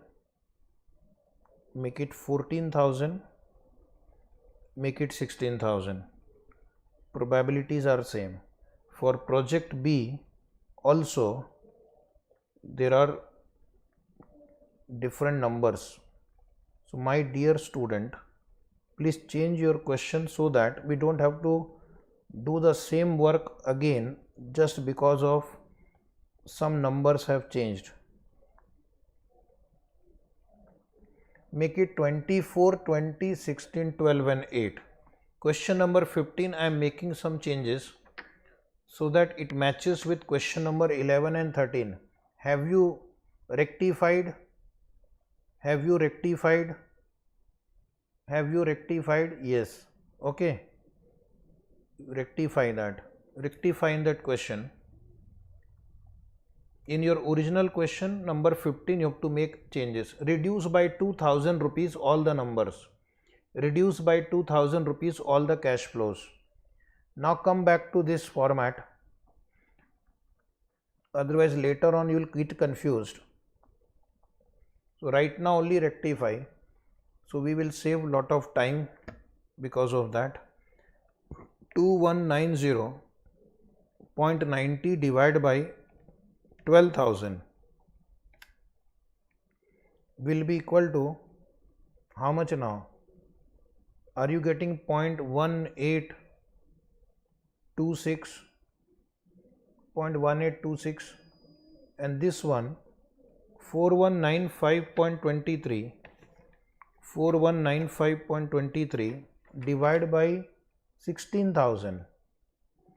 Divided by 16,000.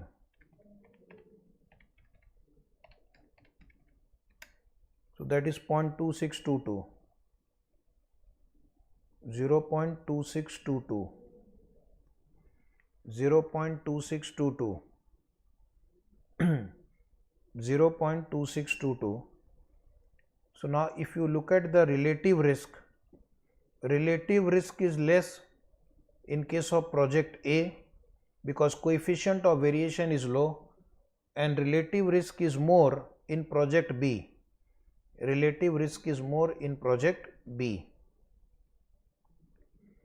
Expected value is less, expected value is more.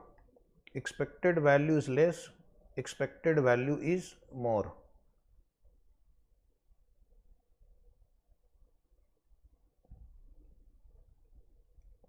Now the question was, which project will be selected? Now we have got all the information. We have got their expected value, we have got their standard deviation, we have got their coefficient of variation. So write down, note, on the basis of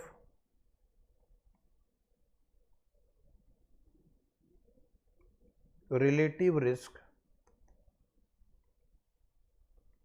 project A would be preferred.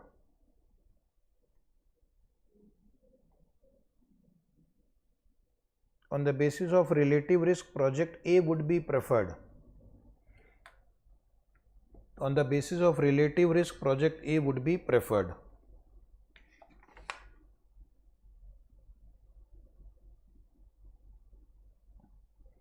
Is it right now? Can we go to the next question now? Question number 16. Question number 16 from your study material. One more question from study material. Cyber company is considering two mutually exclusive proposal. Investment outlay of both the projects is rupees 5 lakh and each is expected to have a life of 5 years under 3 possible situations, and their annual cash flows and probabilities are as under. Cost of capital is 7%. Which project should be accepted? Which project should be accepted? Okay. So we'll have to compute two things, NPV and standard deviation, and if required, if both are different, if NPV is also different, standard deviation is also different, then I will go to coefficient of variation. But if suppose NPV is equal for both, then the one with lower standard deviation will be selected. If standard deviation is equal, the one with higher NP will be selected. But if both are different, then I will go to third statistical technique, coefficient of variation. Is it right? So write down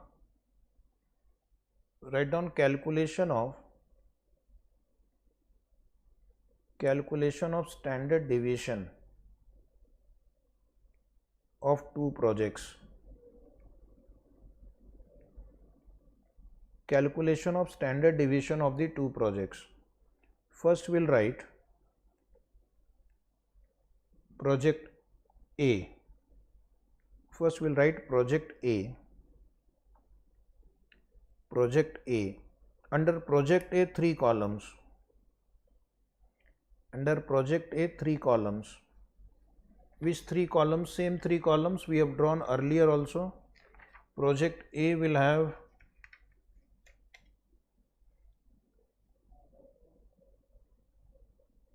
cash flow, probability,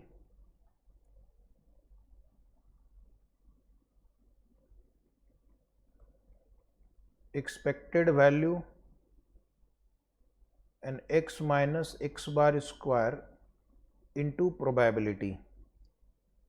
Then project Y, project B you can write, project B, cash flow, probability, expected value, x minus x bar square into probability.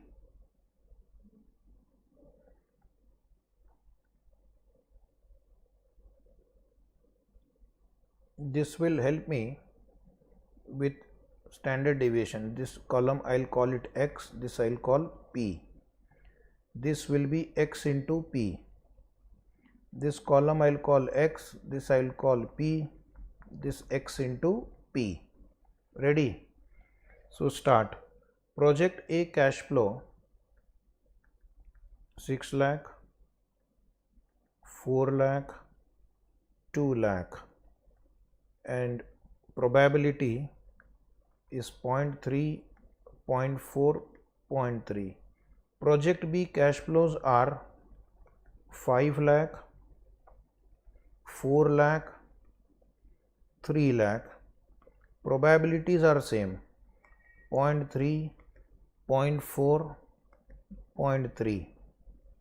So now you will have to cooperate with me and give me the answer.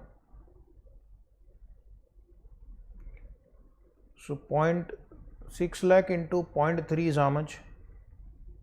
1,80,000. 4 lakh into 0.4, 1,60,000.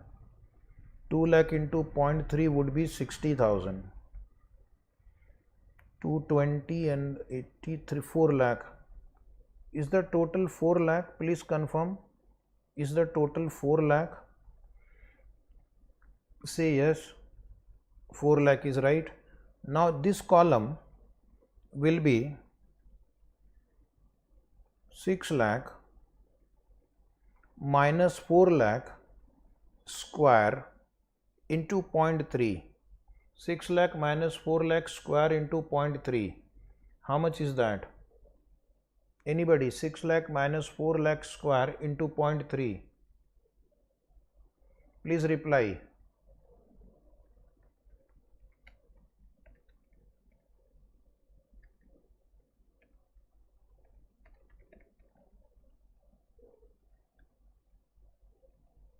Oh my God, this is such a huge number.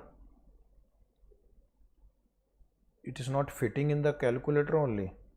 6 lakh minus 4 lakh, 2 lakh square into 0.3.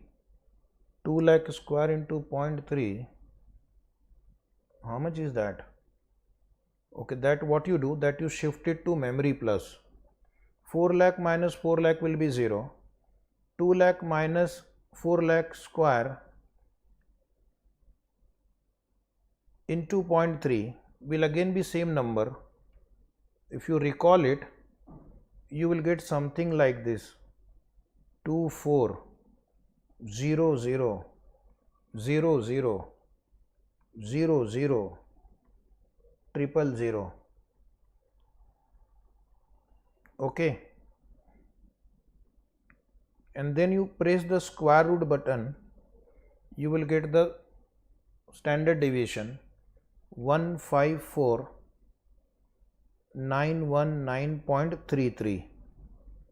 This is how standard deviation will be calculated. Torturesome question. Okay, no problem, we have got the answer. In the exam also, if they ask you, don't get worried, you can do it. 5 lakh into 0.3, 1,50,000. 4 lakh into 0.4, 1,60,000. This is 90,000. So please tell me the total now. How much is the total? Again 4 lakh you are getting. 4 lakh. Is 4 lakh right? Is 4 lakh right? Now we'll take 5 lakh minus 4 lakh, 1 lakh square into 0.3 equal to memory plus. Then 4 lakh minus 4 lakh is 0. Last one, 3 lakh minus 4 lakh square into 0.3 equal to memory plus memory recall. So you will get something like this number: 6 0 0 0 0 0 0 triple 0. Okay. Oh my God. And then you press the square root function. Press the square root function, you will get 77459.66. 77459.66. Is it right? This is my standard deviation. This is my standard deviation. These are their expected cash flows. 4 lakh is the expected cash flow. Up to this you have done. Please confirm, up to this you have done. Up to this you have done. I have to go to the next page. Right. Now write down calculation of NPV. Calculation of NPV. Year, cash flows, and PV factor, present value factor, PV factor and present value. NPV for both projects will be same because their initial investment is same, expected cash flow is same. Initial investment is same, cash flow is same. Year 0, how much is the initial investment for each project? 5 lakh. First paragraph, present value factor 1, 5 lakh. Outflow year 1-5, year 1-5 expected cash flow is 4 lakh rupees per annum. Expected cash flow is 4 lakh rupees per annum. Please tell me the annuity factor. Discounting factor is 7%. Present value factor at 7%. Anybody who wants to reply annuity factor?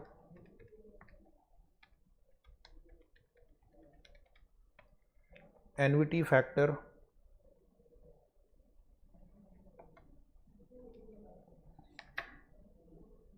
Not for 1 year, you have to answer for 5 years. You have to answer for all 5 years. Annuity factor 1 divided by 1.07 equal to memory plus equal to memory plus equal to memory plus equal to memory plus equal to memory plus 5 times, then memory recall. So 4.1 you are getting. Multiply 4.1 into 4 lakh and that is equal to 16 lakh 40,000. So NPV will be equal to 11 lakh 40,000. 11 lakh 40,000. If NPV is equal, we will have to make a decision on the basis of standard deviation. NPV is equal, so note NPV of both projects. NPV of both projects are equal. Hence, the decision will be based on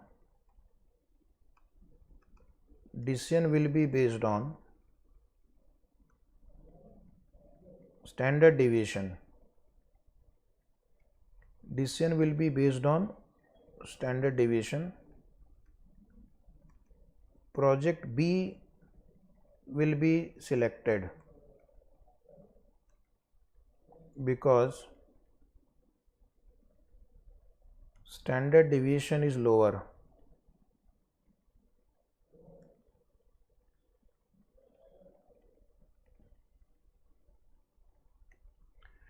Because standard deviation is lower.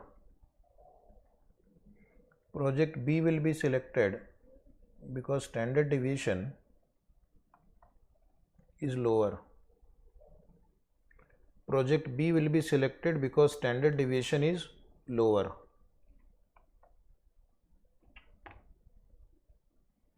Project B will be selected because standard deviation is lower.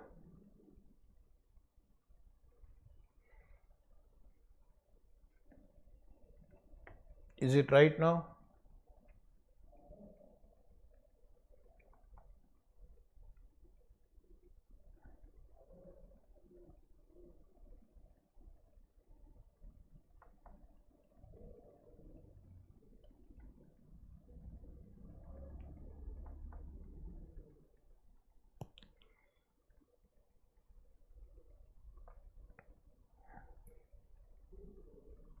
We'll go to next question number 17.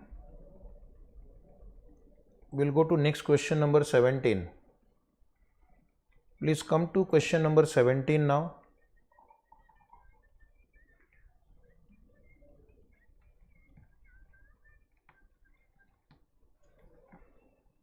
KLM Limited is considering taking up one of the two projects, projects K and project X. Both the projects have same life, require equal investment of 80 lakh each. Both are estimated to have same yield. As the company is new to this type of business, the cash flow arising from the project cannot be estimated with certainty. An attempt was therefore made to use probability to analyze the pattern of the cash flow from other projects during the first year of operation. The pattern is likely to continue during the life of these projects. The result of the analysis are as follows. Project K, project R cash flow are given, probability is given. You are required to calculate variance, standard deviation and coefficient of variation. Which of the two projects is riskier? Which of the two project is riskier? So you will have to check whose coefficient of variation is more, and the one which has a higher coefficient of variation will have a higher risk. Is it right? So write down calculation of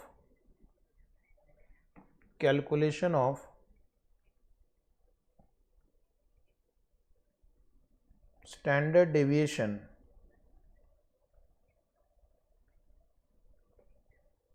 and variance. Calculation of standard deviation and variance. Under that you write down project K, 4 columns,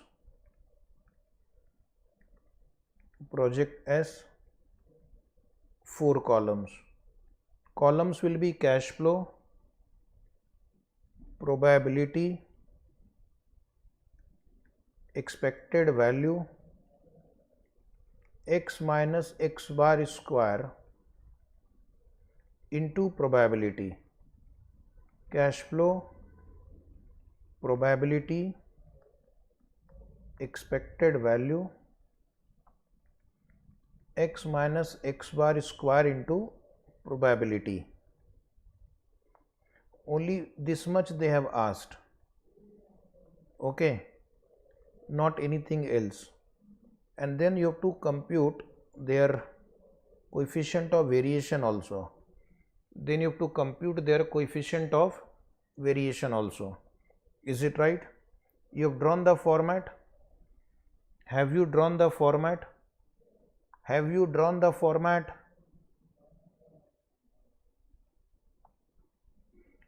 Please reply. Have you drawn the format? Yes. Now write down homework. That was the trick. Question number 17. Do homework. Keep half page blank. Keep half page more blank after the format and do it as homework. Already we have done many questions today on standard deviation. Question number 18. From your study material, a company is considering project X and Y with the following information. Project X, project Y, standard expected NPV. This time they have directly calculated it for you. In the homework question, you have to do this expected NPV and standard deviation calculation. Which project will you recommend based on the above data? Which project would you recommend on the basis of above data? Now the problem is project Y has got a higher expected value, but at the same time it has a higher standard deviation also, and project X has lower standard deviation but lower expected NPV also. Explain whether your opinion will change if you use coefficient of variation as a measure of risk. So what do they want from us? If I have to answer only on the basis of this data without calculating coefficient of variation, then my answer will depend on whether my objective is to maximize the NPV or whether my objective is to minimize the risk. Whether my objective is to maximize the NPV or minimize the risk. Okay. And second question I will answer on the basis of coefficient of variation. Which measure is more appropriate? Which measure is more appropriate in this situation and why? Which measure is more appropriate in this situation and why? So first answer, write down answer part 1. Answer of part 1. on the basis of standard deviation,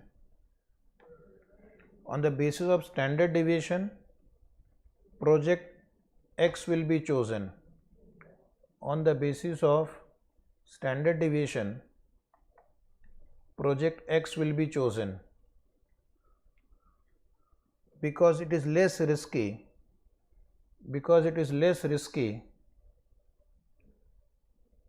than project Y. It is less risky than project Y because it is less risky than project Y. Project Y have higher standard deviation, having higher standard deviation. One more line I want to add. If the objective is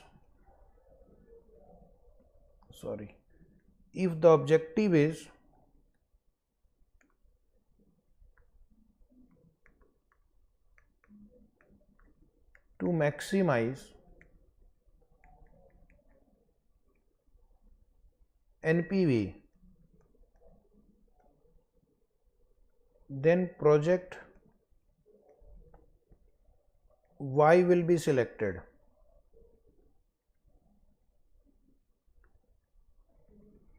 Because it will depend on management's attitude, management's objective. What do they want? Do they want to maximize NPV or do they want to minimize the risk? If the objective is to minimize the risk, X will be selected. If the objective is to maximize NPV, Y will be selected. That is my view. Institute view is only on the basis of risk, but the decisions are not only on risk. Now write down answer 2, answer of second part. So for that, first I need to compute the coefficient of variation. First I need to compute the coefficient of variation. First we need to compute coefficient of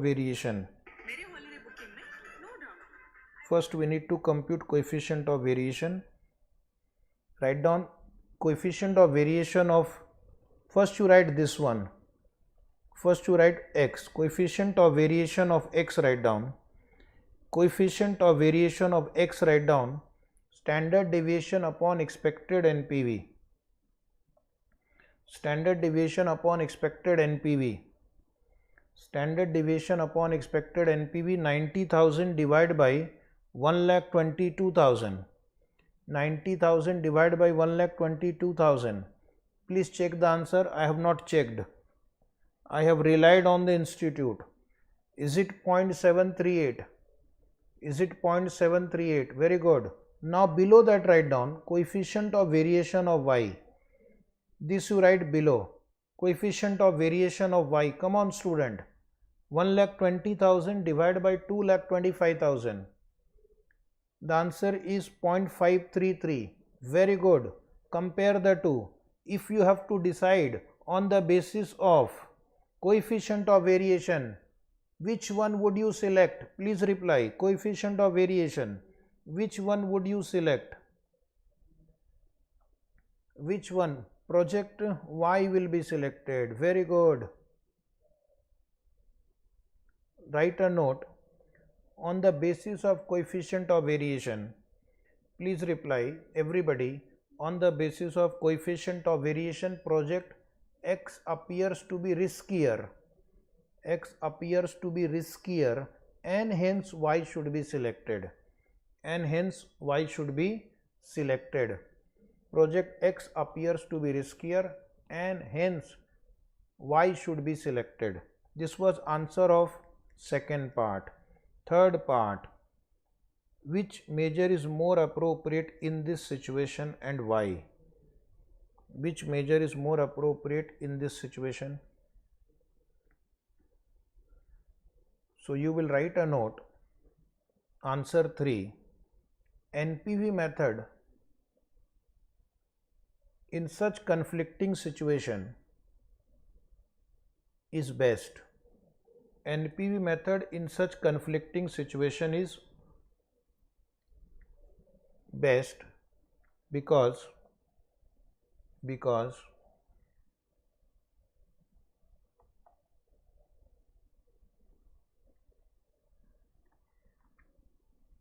the NPV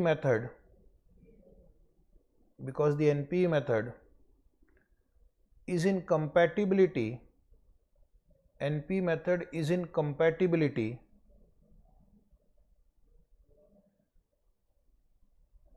of the objective of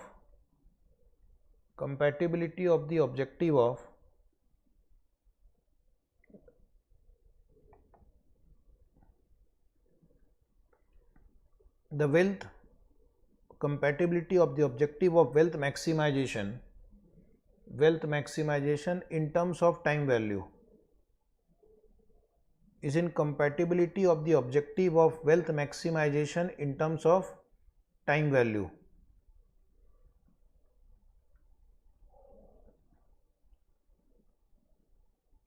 But I want to add one note from my side. Tutorial note is the ultimate decision will depend upon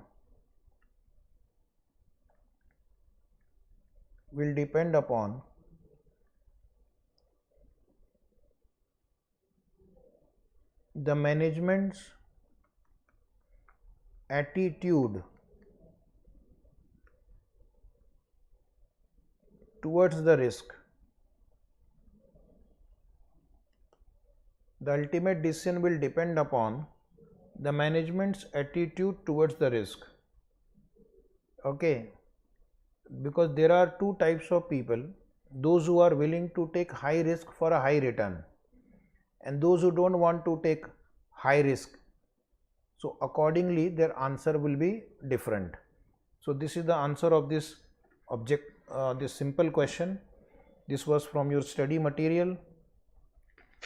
Now the next is, oh, such a warm welcome. Conventional technique we have studied. We have to study two conventional technique for risk analysis.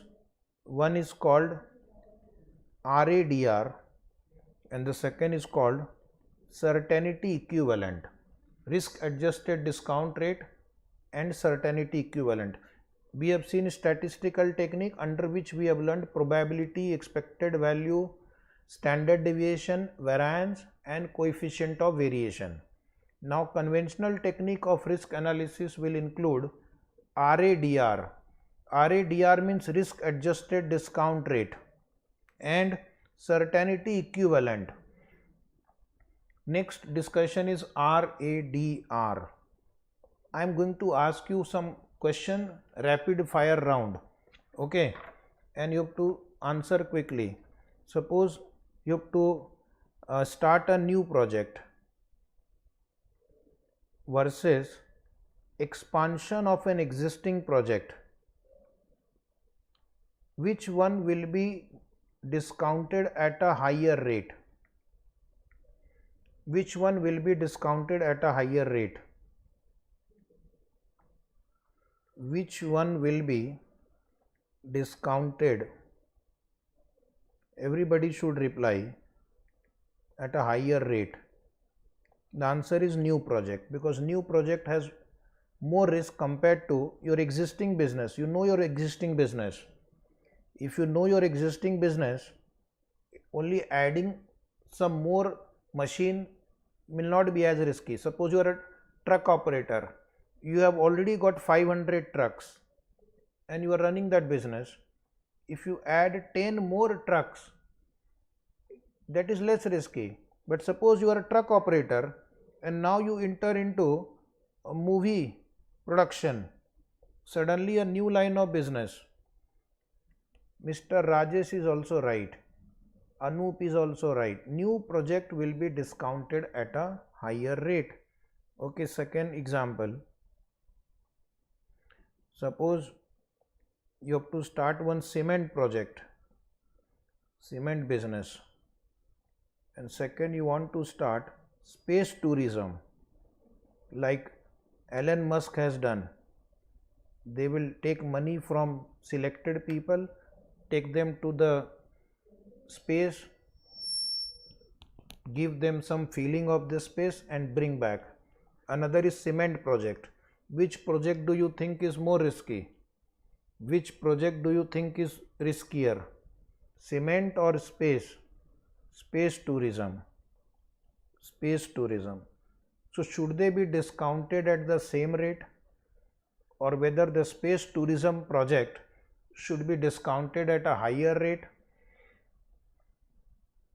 Answer is obvious. Higher the risk premium, and higher the risk premium, higher would be my discount rate. So what this concept of risk adjusted discount rate says, it says simply the project which will have higher risk will be discounted at a higher rate of discount. So you'll have to add risk premium, more risk premium will be added to projects which are more risky. So risk is incorporated in decision making by adjusting the discount rate. Risk is incorporated in decision making by adjusting the discount rate.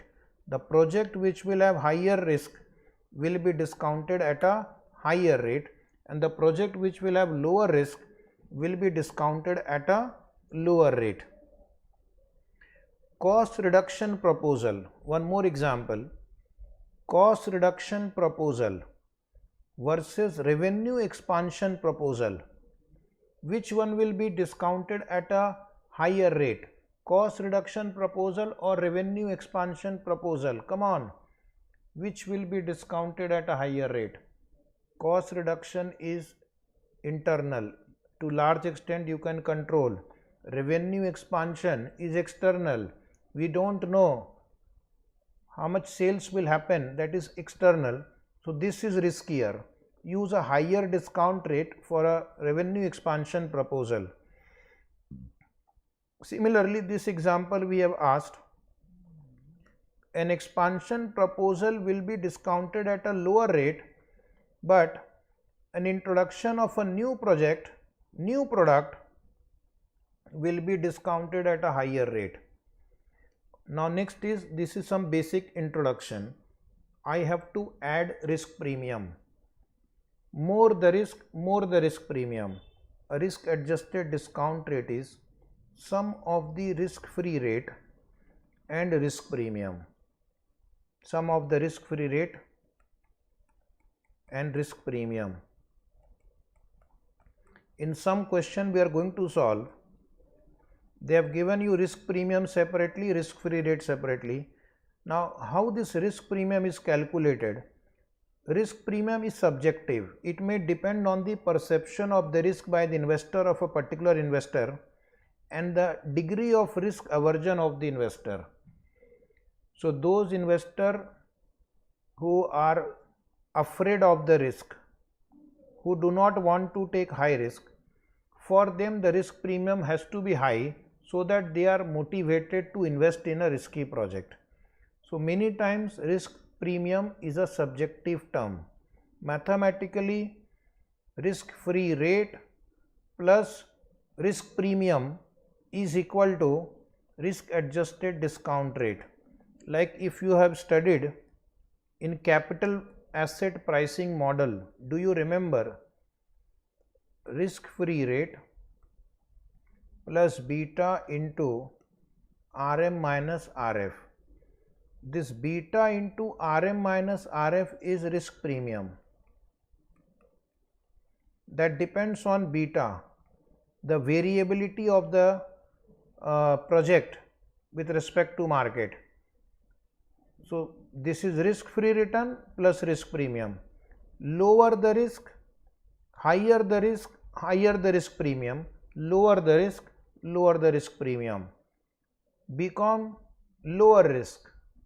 So you get lower salary. CA, higher risk. So you get higher salary. Next point is advantage of risk adjusted discount rate. This is easy to understand. Most of you will be able to easily understand that the project which have higher risk will be discounted using high rate, and it is easy to incorporate also in the capital budgeting decision. You can simply adjust the discount rate. You can simply adjust the discount rate by adding risk premium to the risk-free rate. But what is the limitation of risk adjusted discount rate? Disadvantage or limitation is point number 1. It is written point number 2 in your book actually. Though NPV can be calculated, but it is not possible to calculate standard deviation of a given project. So under RADR method, we do not calculate standard deviation. Under RADR method, we can compute NPV, but we don't compute standard deviation because you don't need to apply the probabilities here. And second question is subjectivity is involved. How much should be risk premium? How much should be the risk premium is difficult to decide because it can vary from person to person. So there is some subjectivity involved in the calculation of RADR. Now we'll solve one of the highly tested questions on RADR, question number 19. Is it right? So today we'll not take a break. We will leave you 15 minutes early. Okay? Without break. Or what do you want? Break plus 15 minutes more or without break? No break. Okay, no break. So we'll just leave you a little early today. You are right. Question number 19. Although I am feeling little hungry, but it's okay. Study material question. May 19 RTP question. Similar question in November 19 RTP. August 18 MTP 5 marks and April 22 MTP 5 marks. Now I need to tell you one thing. All these sources which I have written are from old final syllabus because this chapter was there in the old final syllabus. This chapter was there in the old intermediate syllabus also. This chapter was there in the old intermediate syllabus. Because some students raise this query, how can you have this question in April 22 MTP or August 18 MTP? So this chapter was there in the old syllabus and old intermediate. So the sources are from those reference books. Okay. But it was there. So trust me. Question number 19. An enterprise is investing rupees 100 lakh in a project. The risk-free return is 7%. The risk-free return is 7%. The risk premium expected by the management is 7%. 7 plus 7, 14. Risk premium is already given to you. Just add it. Do not apply too much intelligence. Okay. So this is that beta into RM minus RF already given to you. The life of the project is 5 years. Following are the cash flows that are estimated over the life of the project. 1, 2, 3, 4, 5 cash flow. Compute NPV of the project based on risk-free rate and also on the basis of risk-adjusted discount rate. So what I have to do? I have to compute PV using 7% and I have to use PV using 7 plus 7, 14%. Such a simple problem. Write down, write down in the notebook calculation of NPV using risk-free discount rate. Calculation of NPV using risk-free discount rate, 4 columns. Year cash flow discounting factor at 7% and present value. And present value. Then you write down year 1, 2, 3, 4, 5. Cash flows write down as per the question They have not mentioned whether cash flows are risk-free cash flow or risk-adjusted cash flow. Question has a mistake. They have not specified the type of cash flow. Cash flow can also be risk-free or risk-adjusted. Discounting factor, write down please. Use 7% factor. Use 7% factor. Then multiply. Use memory plus function. Cash flow into factor equal to memory plus. Cash flow into factor equal to memory plus. Cash flow into factor equal to memory plus. Do it 5 times. After you have done it, press memory recall function. That will give you PV of cash inflow 244.34. Can you please confirm, is it right? Is it right? Is it right? Okay. Less initial investment. Less initial investment 100. Less initial investment is 100. Therefore, NPV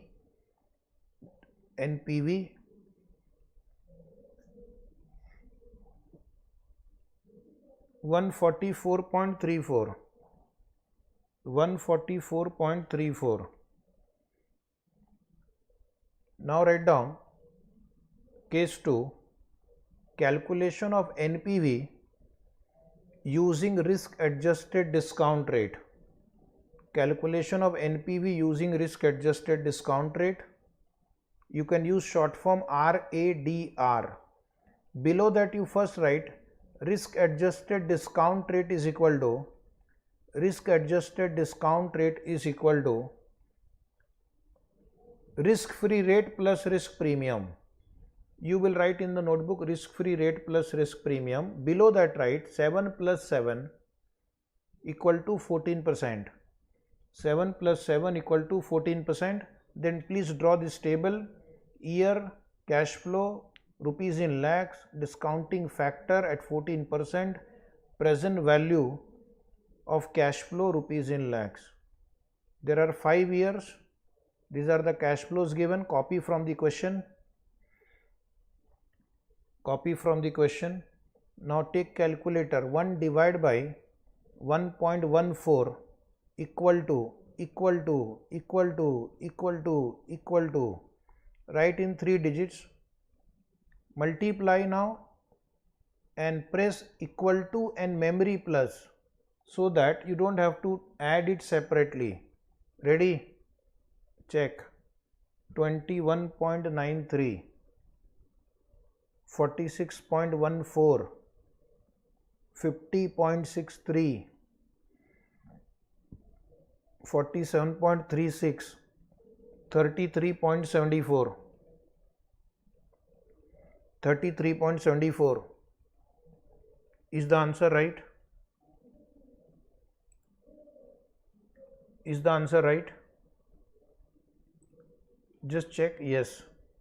Therefore, the total PV is, memory recall now, memory recall function 199.79, 199.79 minus initial investment. All questions of your study material will be covered. Less initial investment 100. Therefore NPV is 99.79. NPV is 99.79. If you use RADR, NPV is much lower than risk-free rate. Okay, that was a very basic question, warm-up question. Now we'll come to exam question.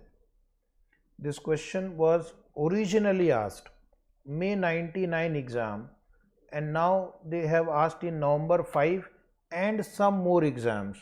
This question is also there in the study material. Is it right? I have not repeated all those questions because they are all same. So question is, determine risk adjusted NPV of the project. Determine risk adjusted NPV of the projects. Now here we are given 3 projects. Their initial investment is given, life is given, annual cash flow is given, coefficient of variation is given. The coefficient of variation means risk upon return. Okay, this is lowest, this is highest, this is moderate. The company selects the RADR on the basis of coefficient of variation. So this is the utility of coefficient of variation. Oh, what color is that? Coefficient of variation is used for discount rate.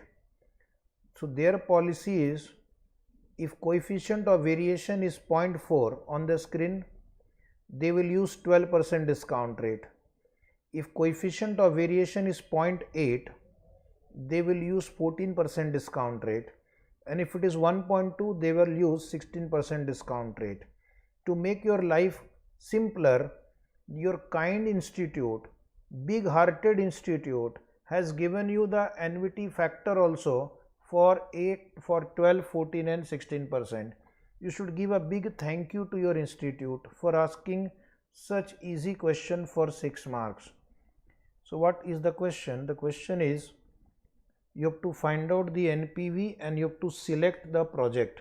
Which project you will select? Okay. Determine the NPV and you have to also answer which is better. The one which will have higher NPV will be selected. So one by one I will solve. First write down calculation of NPV of project A.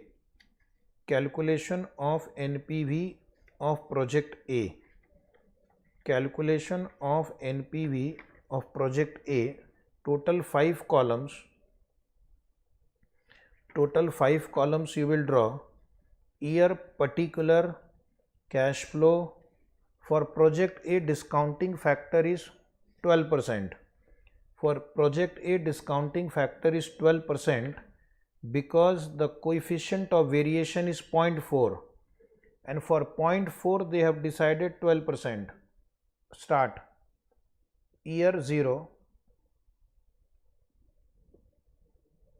Cash flow is 1 lakh. Discounting factor is 1. Discounted cash flow 1 lakh.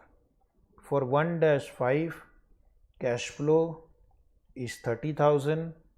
Discounting factor is given 3.605. Given in the problem, don't try yourself. Multiply 1,08,150 and then you take the total of the last column. It comes to 8150. Now write down next line, NPV of project B. NPV of project B. NPV of project B, same format. Year 0. Cash outflow will be 1,20,000 given in the problem, and 1-5 cash inflow again given 42,000. Factor is also given 3.433. Multiply 144,186. Calculate NPV. 24,186. Very easy question. Okay, very easy question. One more. Now write below NPV of project C. NPV of project C. Format. After drawing the format, write year 0. Cash outflow 2,10,000. 1. 2,10,000. 1-5 cash inflow 70,000. Factor is given. Factor is given below 3.274. Factor is given below 3.274. Multiply 229,180. This is one of the easiest question ever asked in final. Everybody should get full marks. 19,180. which project has got highest NPV? Can you check and tell me which project has highest NPV? Which project? B. Is project B having highest NPV? So write down advice.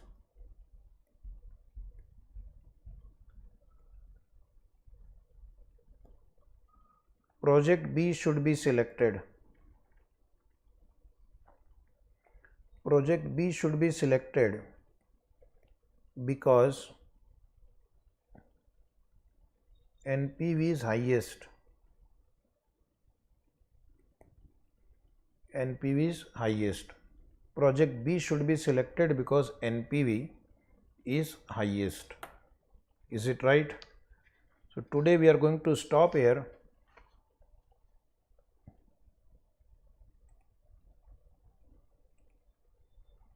We are going to continue on 3 days holiday are there: Sunday, Monday, Tuesday, because I am going out of station. So these 3 days classes will not be there. Next lecture will be on Wednesday. Next lecture will be on Wednesday. Please note it down. Next lecture will be on Wednesday. Is it right? Any query now? We have tried to cover everything in your syllabus and will continue with the same detailed discussion. Please join our live streaming batch, which is right now going on YouTube. We are also running a scheme where you can pay 3,500 rupees. You will get the 5-year validity video lecture and all the study material, plus you will get access to MCQ app also, which we are launching very soon, and you can practice MCQ as many times as possible. Please share this information with all your friends also, because I am sure they will be benefited. You have seen the quality of the lecture, and in case if you think it is up to your standard, up to the institute standard, and you are getting everything, you must also spread this word with your friends and relatives who are in CA Final. Okay, so thank you very much. See you on Wednesday now. Bye bye.